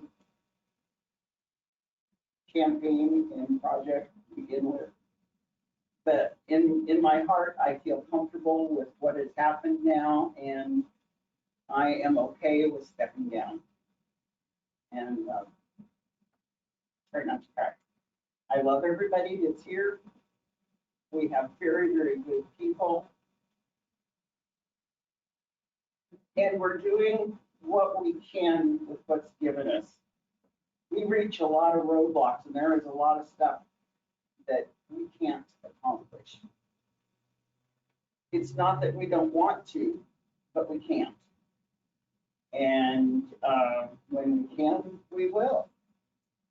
So I hope the citizens of this community realize that there's a lot that goes behind the table, that you don't realize what goes into running this city.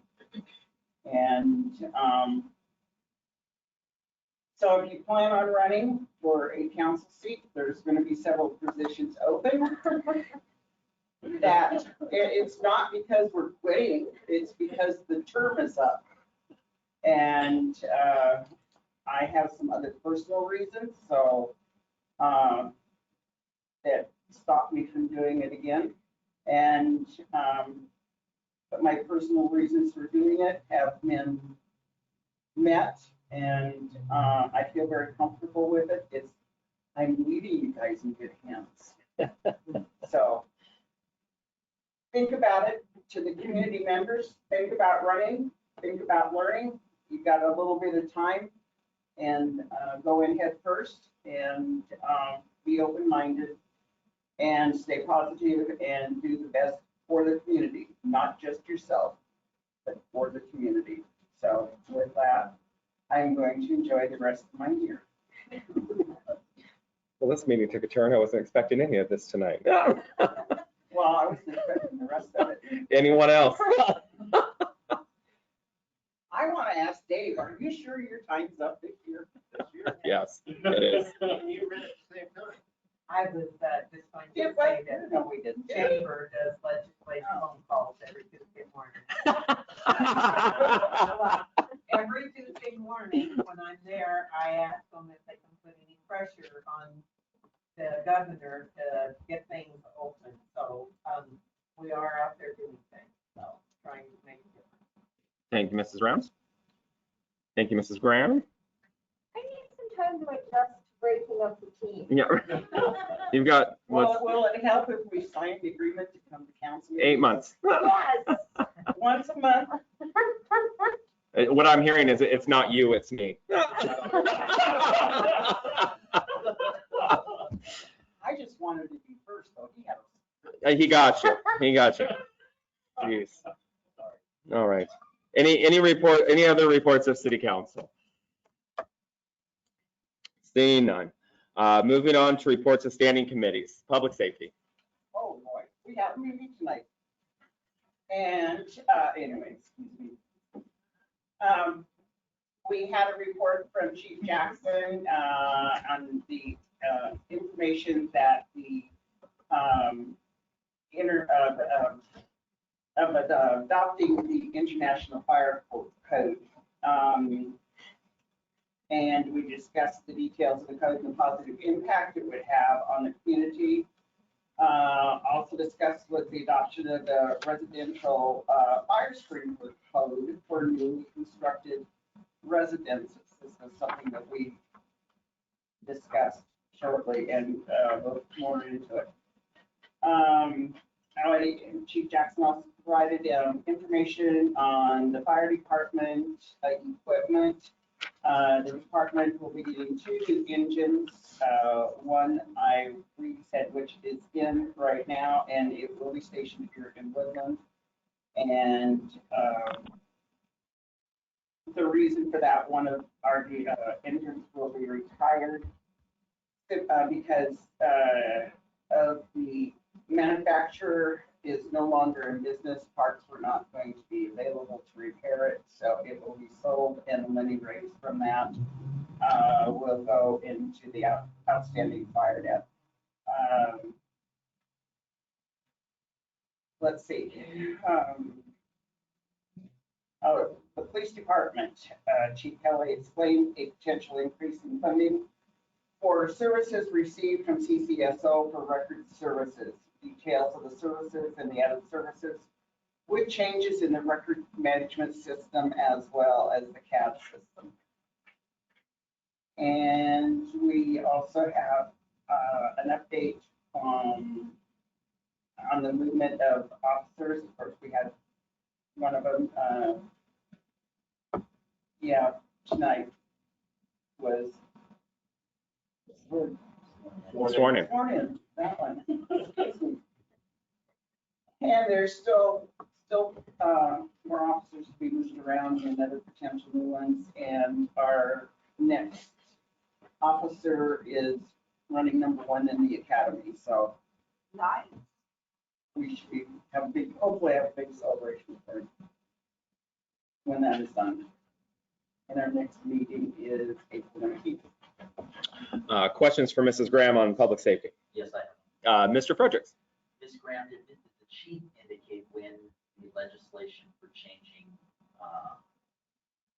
fire sprinklers will be coming to the council, or will be going through committee first? Let's see, there was a couple of things from the fire department, maybe not the next council meeting, but the council meeting afterwards, but I don't know if that one will be included. That was just something we discussed.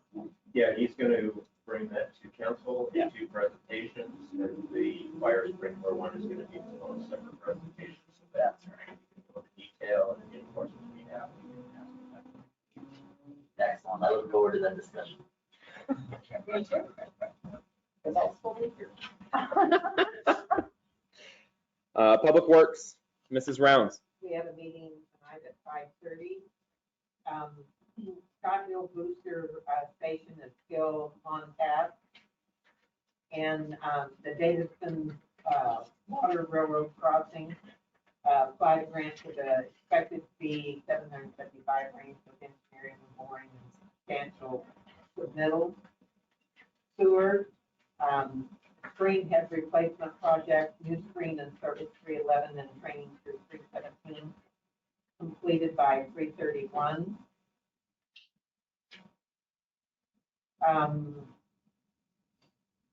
On the streets also, they have put about a ton of pre-mix into the potholes and have got a lot of those done.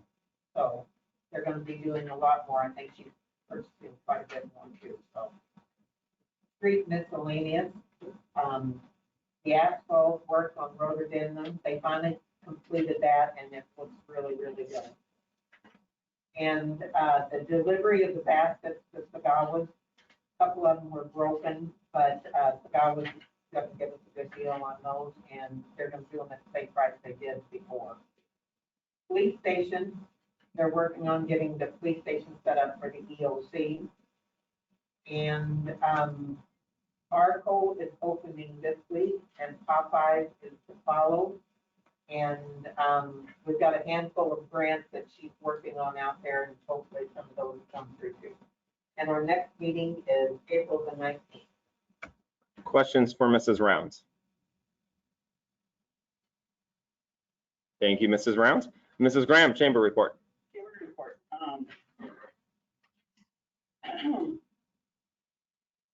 The chamber board was very pleased here a couple weeks ago that we were able to go out and do our citizen business and employee of the year awards. We usually do them at our annual banquet, but being that is not happening, we still had to honor these three people. It was a surprise to them. I was very proud of my chamber board. We were all together for those presentations.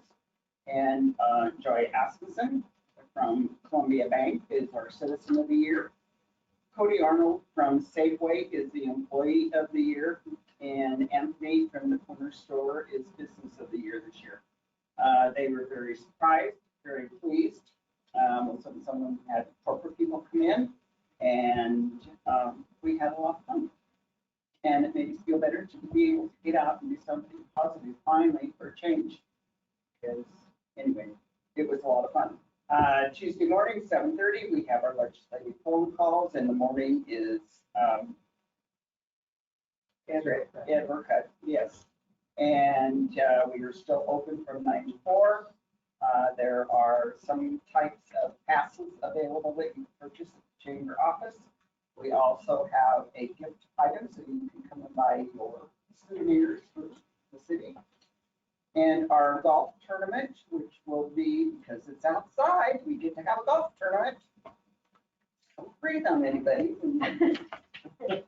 Go. And that will be August the 8th, or August the 20th, Zero Golf Course.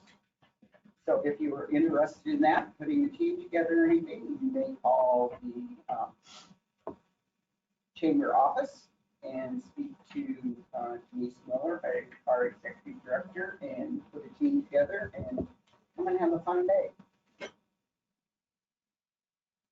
Questions for Mrs. Graham? No, but you can have questions for me. I've got questions for you. No, I'm not Mrs. Rounds. Yeah. Did I say Rounds? Yeah. Oh, no. Whatever. Questions for Mrs. Graham. Did I say Mrs. Rounds? I don't know. I take it to the tape. I don't believe you. Take it to the tape. You did. Okay. Hey, nobody's talking. Gosh, $10. Oh, yes. Oh, thank you. I'll put that on my, I was going to say, I'll put that on my list here. Planners Day celebration website. Contact the girls through that. Tickets are available. We have Princess Gracie, Princess Caitlin, and Princess Caitlin. It's as soon as we're able, I believe, anytime after March 22nd, we can have them in. Yeah. Mrs. Boysher, yes, I will. But they're very creative young ladies, I'll say. I've been hit up by at least 2 of them already in multiple different ways, electronically. Yes. Yeah. So and I've seen them out hitting the stores already too in their gear. So good for them. I've already got 100. I'm just letting everyone know. I mean, no competition or anything, but I've already purchased 100. So. You just wasted 100? No. Hey, I won a heat gun last year. Okay. Mayor's salary versus council salary. Hey, I'm just reinvesting into my community. Yes, I'm not that happy to go to the movies by myself and they're closed right now. All right, moving on. Reports of city officers. We are working on a reopening plan, Mr. Boyce is, which we've been working through the last few weeks. As you know, the state has put a number of restrictions on us in order to reopen. What? Just moving on. We, as Mr. Plaza stated, we have been, I'd just like to address some of the comments that were made this evening. The fines is one of them for being in this room. As you can see, there are no employees in this room, only elected officials at this time, because we all feel it's that important that we be here to allow for open and constructive government and to be addressed by the citizens that we serve. And because of that, we're being punished by those at the state level. And with that, again, we are working on that reopening plan, but as a city, we also as the mayor of the city, I have a responsibility to protect the employees that work here. And when we don't do that, the coffers of the citizens are put at risk.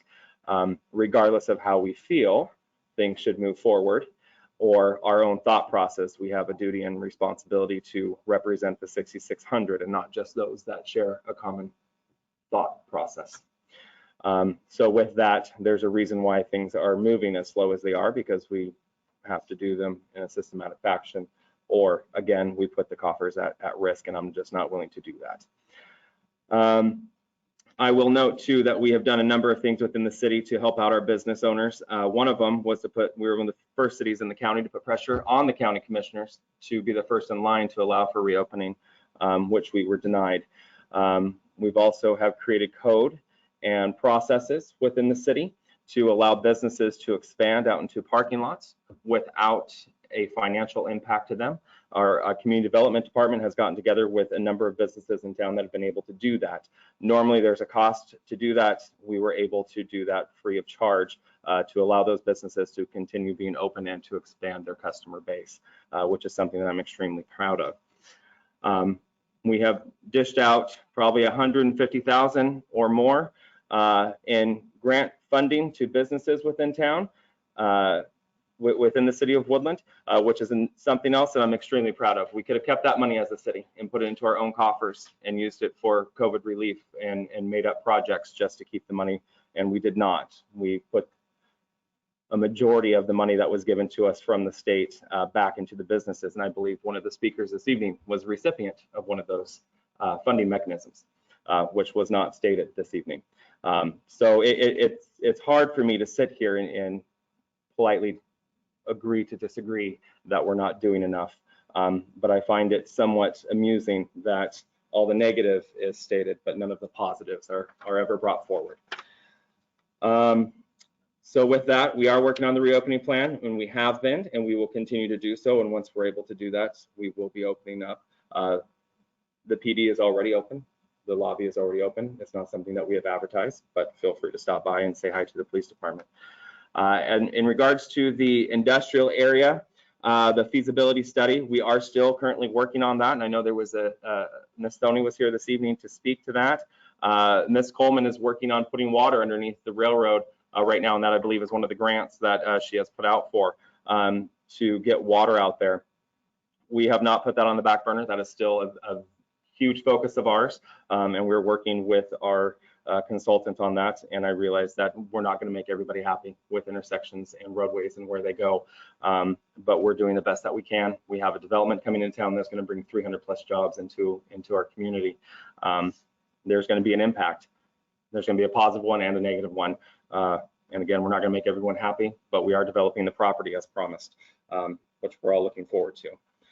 As far as the awards, I'm sorry that I was unable to attend with Miss Woodland this year. We were in quarantine and we are now out.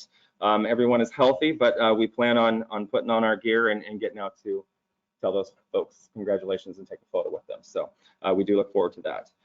With that, Mr. Boyce. You're muted, sir. Starting to see a pattern here with me. We'll All do right. training. Yeah. Okay. I just wanted to mention on the city council order regarding the low income discounted bi-monthly rates, there is one small typo that we were hoping council could change in the approval. On the sheet titled low income discounted bi-monthly rates, item A, subsection 2A, there's the first column titled usage tiers. The last item says above 2,300 plus CF. That should say above 2,301 plus CF. Other than that, it looks good. So I'll keep my comments short tonight. If anyone has questions, I'd be happy to answer questions. Questions for Mr. Boyce? Seeing none, Mr. Boyce, you're off the hook this evening. All right, I'm going to mute. Moving on to consent items.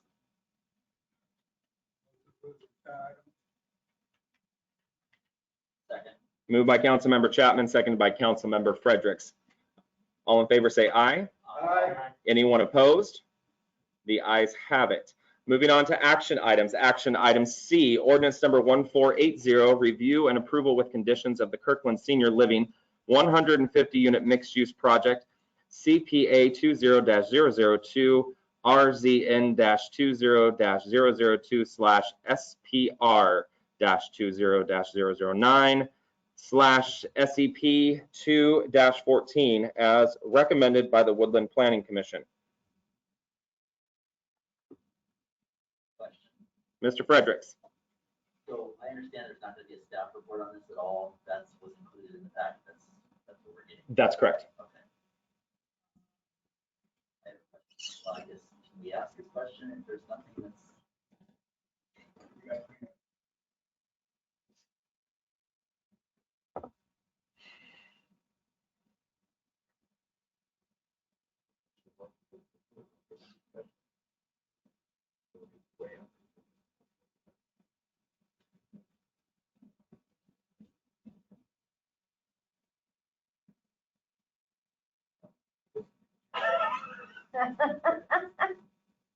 I guess a parliamentary question. Mr. Fredericks. We're going out on a limb. This is not a parliamentary question. Okay. It was raised by Ms. Calvert this evening for testimony to have a possible legal back and forth because there have been legal claims that have been made on both sides. And is that consistent with this process? Has that been done before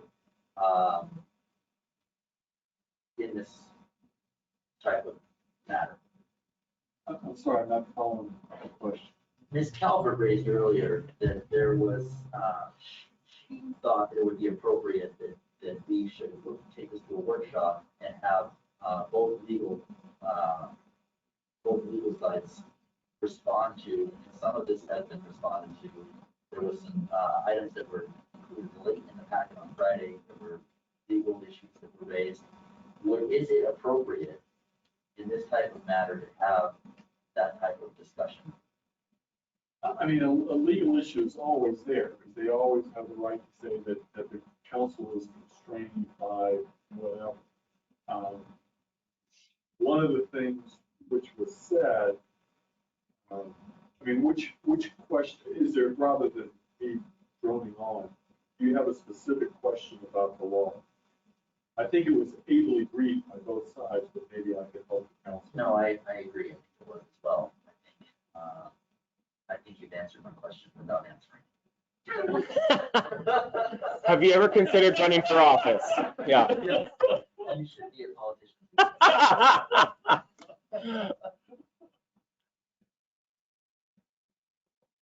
Back to action item C, ordinance number 1480.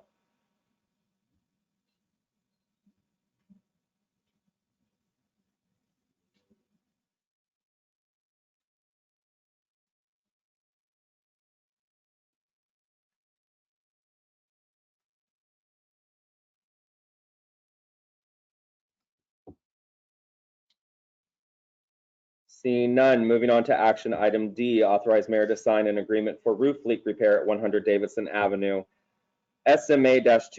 I make a motion to approve, authorize mayor to sign an agreement for roof leak.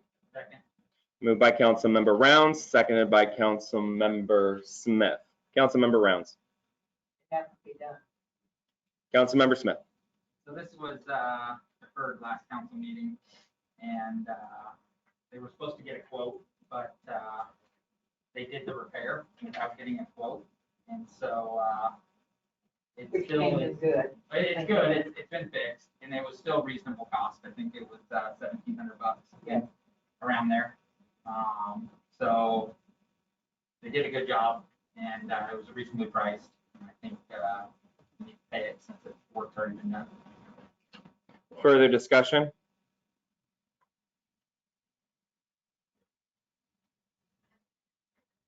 Seeing none, take a vote on action item D, leak repair at 100 Davidson. Councilmember Rounds. Aye. Councilmember Holland. Aye. Councilmember Graham. Aye. Councilmember Smith. Aye. Councilmember Fredericks. Aye. Councilmember Plaza. Aye. Councilmember Chapman. Aye. The ayes have it, 7-0. Moving on to action item E, authorize, yes. I'd like to go back to ordinance 1480 and state a motion, please. Mr. Fredericks. I'd like to make a motion to deny ordinance number 1480. Second. Moved by Councilmember Fredericks to deny ordinance number 1480, seconded by Councilmember Plaza. Councilmember Fredericks. First off, I think the applicant deserves to have an opinion from the members of this body. I believe the project itself is a good project. I believe it's a good project in the wrong place. And I believe that Ms. Calvert with the Hornstein Law Group has made a fantastic legal argument. I find her arguments to be concise and consistent with my feeling on the matter. And I think it's appropriate to deny the application, given its location. But I do believe that the members, there's a lot of money that goes into this, a lot of blood, sweat, and tears when you're working on this type of project. And I think that I do believe that this body should share their opinion as to reason why they support it or don't support it. That's where I, as one member of this body, come from. I came into this with an open mind, a clear mind, had no preconceived notions on what I thought, what this was going to be. But I read all the material, and that's the conclusion that I came to in the end, based upon the information that was in front of me. I believe this process has been fair. I believe it is a tough decision. I do feel like the applicant here is doing good things. For me, I have a difficult time sandwiching this property in between two light industrial areas. And so that for me is a struggle. So that's where I'm at on it. Councilmember Plaza.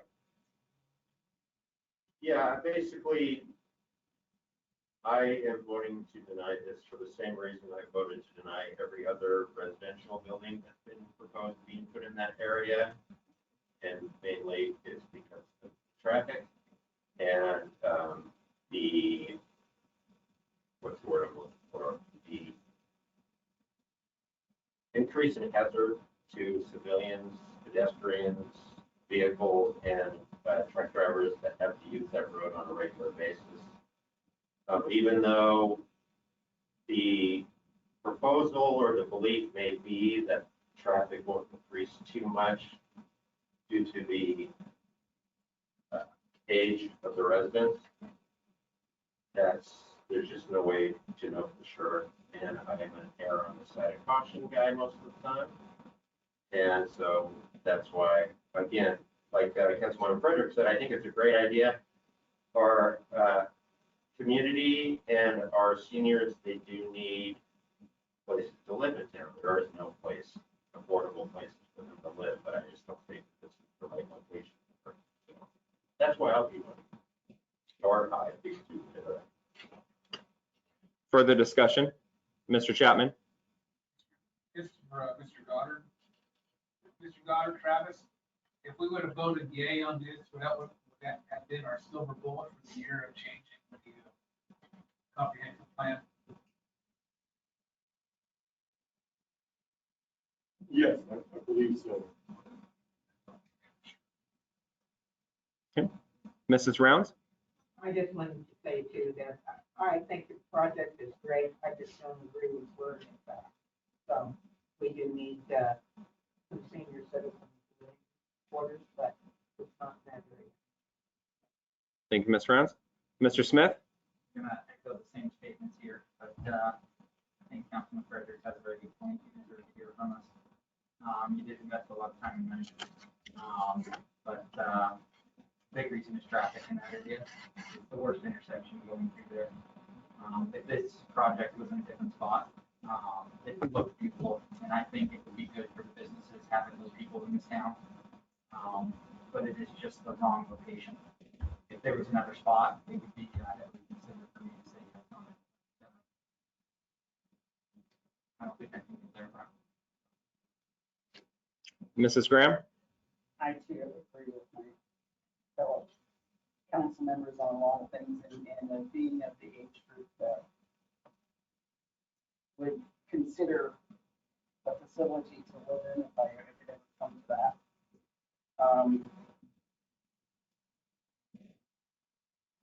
I would not choose it personally myself, and I don't agree with the changing of any code for anything and making it commercial. If you're talking a salon, spa, and a pub being open to the public, I'm sure that my group of friends would not want to go party at a senior living facility. And talking of public transportation and whatnot, I know that I spent 2 days reading the 120 pages, by the way. And we don't have C-Tran, we don't have public transportation. And you say, well, you know, and the parking was a little concern. I know there's stats and there's been a lot of investigation in the whole thing that I myself did not see living there because I wouldn't want my car. And to go places, my doctors are not here in town.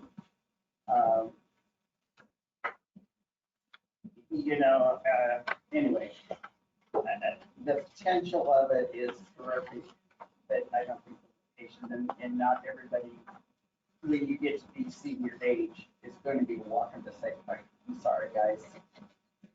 It just would not happen in my household, so I would say I cannot. So. Mrs. Holland? You're the only one who hasn't spoken?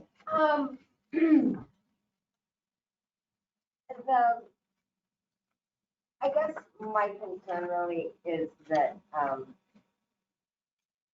I remember a couple of years ago when another developer purchased a piece of land catty corner from this one, kind of, and wanted to build an apartment complex. And a lot of people had a big conniption fit over that. Though that land butts up against on two sides other apartments. But it's sacred light industrial ground. Then nothing has been on in what? I moved here in 1972 when I was a toddler and nothing's been there. And I don't think anything's been in this little triangular piece of property.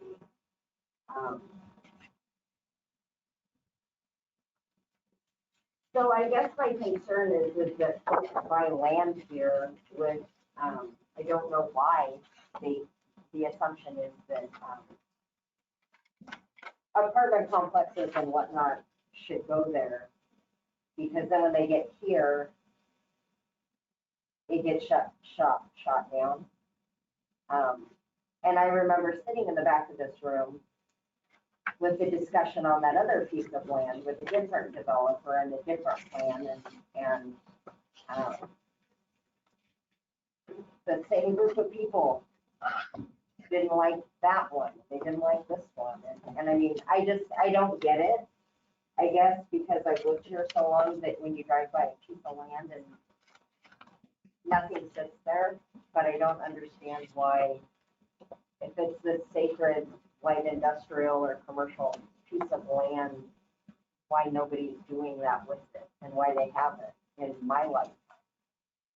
So, and also I thought this was 55 and over, so I'm kind of offended that everybody keeps calling it senior living because I'm 50 and in 5 years I could, you know, potentially be a resident. So I'm not a senior citizen yet. Real age, like, Oh, well, I thought it was 55 and over. They would consider you, I believe. Hey, hey, AARP keeps sending me things, but.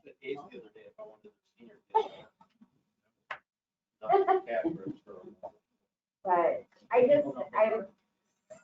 so those are my concerns, is that people want to build here and nobody, it was kind of interesting that there wasn't really any pushback on the 150 some odd houses going in by my house. And all of the traffic that would put onto Woods River Road. That's our, what is that, 503. So, yeah, right, it's residential, but the traffic. I mean, I grew up on a corner where semi-log trucks went by my house from sun up till sundown every day for forever. So kind of a similar thing, you know, trucks going through all day long. But I don't know, I don't really have a dog in the fight. I kind of wonder why we do the things we do here. People put a lot of time and money into purchasing land and coming up with plans, and then they go to our planning department or planning committee, who then makes their proposal, and then it just kind of dies here. So I'm trying to process how to kind of make this work better, I guess, because I don't get it. And Travis knows this, I love him, but his department bores me. And so it takes a lot of me to read it over and over again, so maybe I can talk to him. But there you go. I don't really have I read through all of this. I don't see it as an evil thing, because I've watched all kinds of crazy stuff in the 5 years I've been to council. I've seen decisions made that made absolutely no sense to me, to cater to people who did nothing after they got the approval. Golf course, or golf cart zone, for one, what would you say, with one permit. One permit has been issued, I think was the last thing I heard, after all the money and time that was put into that. I just want that on the other side of town. I just want golf carts on the other side of town. Yeah. So, there you go. Still a sore subject. Thank you, Mrs. Holland. Anything further on ordinance number 1480? Just that clarifying. Mr. Smith. This is a motion to deny it, so a yes vote is to deny it. That's correct. Thank you. All right. Councilmember Plaza. Aye. Councilmember Holland. No. Councilmember Graham. Councilmember Smith. Aye. Councilmember Chapman. No. Councilmember Fredericks. Aye. Councilmember Rounds. Aye. The ayes have it 5-2.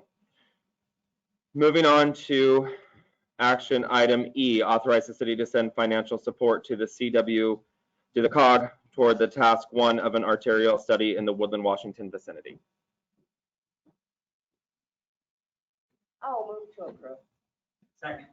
Moved by Councilmember Holland, seconded by Councilmember Smith. Councilmember Holland. This is something that would benefit us, and it's oh God, I'm sorry, I've been here way too long tonight. Tracy sent us a great packet on this, and if everybody took a look at it, it's something that could be explored and might be something cool down the road. There you go. Sorry, Okay. I'm not real talky tonight. That's all right. Councilmember Smith. This was brought up in Public Works, and it's $4,000 to CW Cog to explore another outlet out of Woodland with a bridge going over to the Ridgefield side, the center, over by the casino. It's only $4,000 to us to help chip in. As far as Clark County and Cowlitz County, I think they're pursuing them to chip in to see if they can get this going. I think it's reasonable, and I think we should do it. Further discussion? Mr. Fredericks. Where is the money coming from since nothing is budgeted and you're not asking for a budget amendment? Ms. Coleman, where's the money coming from? We didn't receive one of our grants, so one of the pockets of money that I was going to use for matching funds, I'm pulling it from there. Thank you, Ms. Coleman. We did not receive the CDBG grant for Beechwood sidewalks, so I'm going to transfer some money in there. Thank you, Ms. Coleman. Anything further? All right.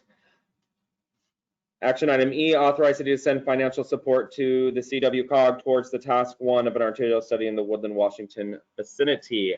Councilmember Graham. Aye. Councilmember Rounds. Aye. Councilmember Plaza. Aye. Councilmember Smith. Aye. Councilmember Chapman. Aye. Councilmember Fredericks. Aye. Councilmember Holland. Aye. The ayes have it. Moving on to action item F, authorize Public Works to purchase a bucket truck from Cowlitz PUD. Motion to approve purchase of a bucket truck. Okay. Okay. Motion by Councilmember Smith, seconded by Councilmember Rounds. Councilmember Smith. Again, this is Public Works. Cowlitz County is selling a bucket truck, and it sounds like a pretty reasonable deal. I think it would be good for our city to have that option, to be able to get some of the work done that we normally have to bid borrow to get a bucket truck from other localities. And for the cost of $15,000, maybe less, depending on what they offer. I think it's a good deal. Councilmember Rounds. I agree. Further discussion?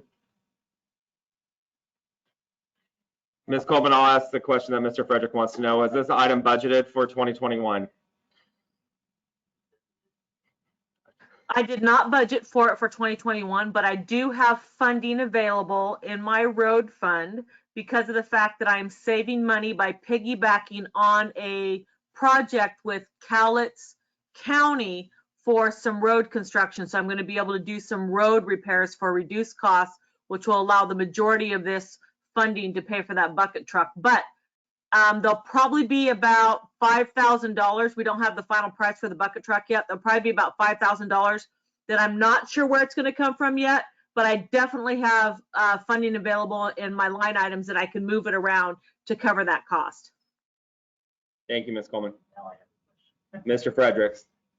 So this description on the agenda sheet tells us that it's coming from $5,000 out of repairs and maintenance and $10,000 out of capital equipment for the streets. concern is if that's what you're telling us today, that you're changing it in a week or two. This is a policy decision that the council is agreeing to when it says that we're okay with you taking money from these two areas. We may not be okay if you're requesting to purchase something that's outside the budget and then have you later change, well, I'm not gonna take it out of there after we've already approved it for you to take it out of these two funds. Ms. Coleman. So the funds will come out of street funds regardless. It's not going to come out of anything other than streets. So I have a total budget with all these different line items in my street funding. So whether I move those items around, as long as I keep it in streets, I'm not going to have to request for a budget amendment or anything. I can just move my line items based on if my project comes in a little less, or if I spend a little more, I move my line items to make that adjustment, and I'm still within budget with that bottom line number for my street funding. So you shouldn't have any problem there at all. We won't have any problem there at all. Thank you, Ms. Coleman. Mr. Fredericks.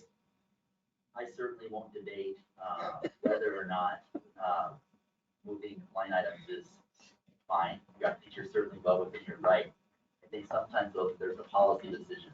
An example would be if the council thought it was a good idea to put $25,000 in the park fund for a specific purchase in the park fund, say, I don't know, a play set. And you in the middle of the year decided that you wanted to buy something other than a play set. And you bought chairs and garbage cans and all that. You were going to take it out of the existing budget. I think that that's where the policy decision, because that is a policy decision, I think that the council should have some way in on that. And that's all I'm saying here is if you're telling us on the agenda summary sheet that this is how you're paying for it, then that's how it should be coded when the bill is paid. Ms. Coleman. I don't disagree with that at all. I do know that where I've coded it is where I know I'm going to have some extra funding due to some reduced costs that I know that are coming my way. So we should be okay. Excellent, thank you. Further? I got a question. Oh, Mr. Smith. So if the funding does change, you'll come back to us to change where it's going to come from? Absolutely.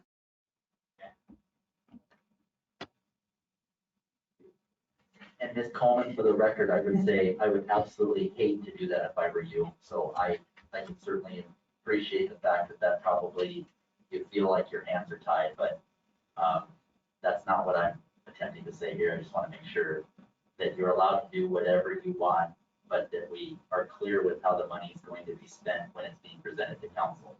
That's all. And I think you've done a nice job of that here. So thank you. You're welcome, and thank you for letting me clarify. All right, action item F, authorize Public Works to purchase a bucket truck from Cowlitz County PUD. Councilmember Chapman. Aye. Councilmember Plaza. Aye. Councilmember Fredericks. Yes. Councilmember Rounds. Aye. I don't know where I am. Councilmember Holland. Aye. Councilmember Graham. Aye. Who'd I miss? Mr. Smith. Councilmember Smith. Aye. The ayes have it. Moving on to action item G, City Council Order 2021-3 regarding low-income senior citizen and disabled utility billing rate. And I will remind council that Mr. Boyce stated that item A2A usage tiers above should read above 2,301 plus CF. Move to adopt City Council Order 2021-3 regarding low-income senior citizen and disabled utility billing rate with modification in section 2 under usage tiers above 2,301. It should read plus CF. Second. Moved by Councilmember Fredericks, seconded by Councilmember Rounds. Councilmember Fredericks. Councilmember Rounds. No discussion. Further discussion? Seeing none. Councilmember Graham. Councilmember Holland. Aye. Councilmember Plaza. Aye. Councilmember Smith. Aye. Councilmember Chapman. Aye. Councilmember Rounds. Aye. Councilmember Fredericks. Aye. The ayes have it. Moving on to action item H, authorized statement of work for IT service provider Next Works. Sorry.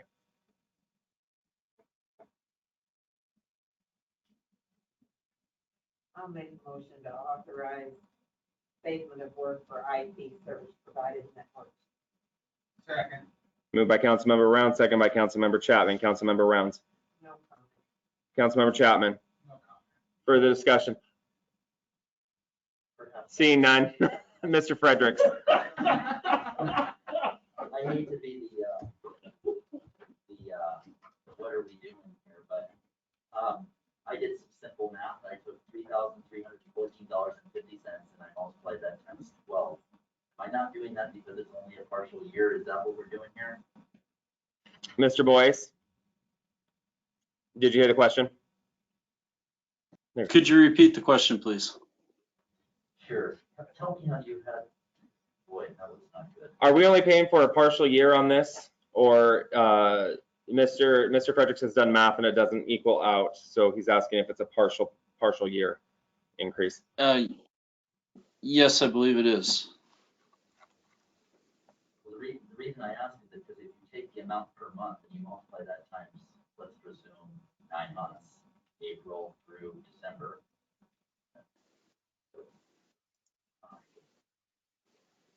That equals $29,000. We have $34,000 budgeted, and is it just for that line item alone? Or are there other IT support services in that bars number that are going to be coded to that when invoices come through for other things? I don't know how you come up with an unexpended balance of $30,883. You're only saying that that's 1 month worth. It's for only 1 month. Right. So the unexpended balance of $30,883 is what is left in that line item after February. That is where that amount comes from. What is the total cost of this item for calendar year 2021?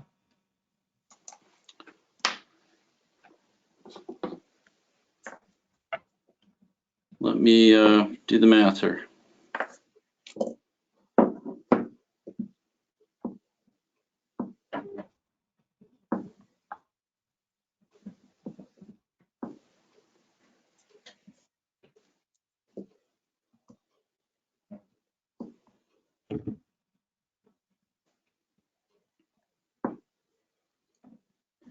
I believe the cost for the remainder of the year is $29,830.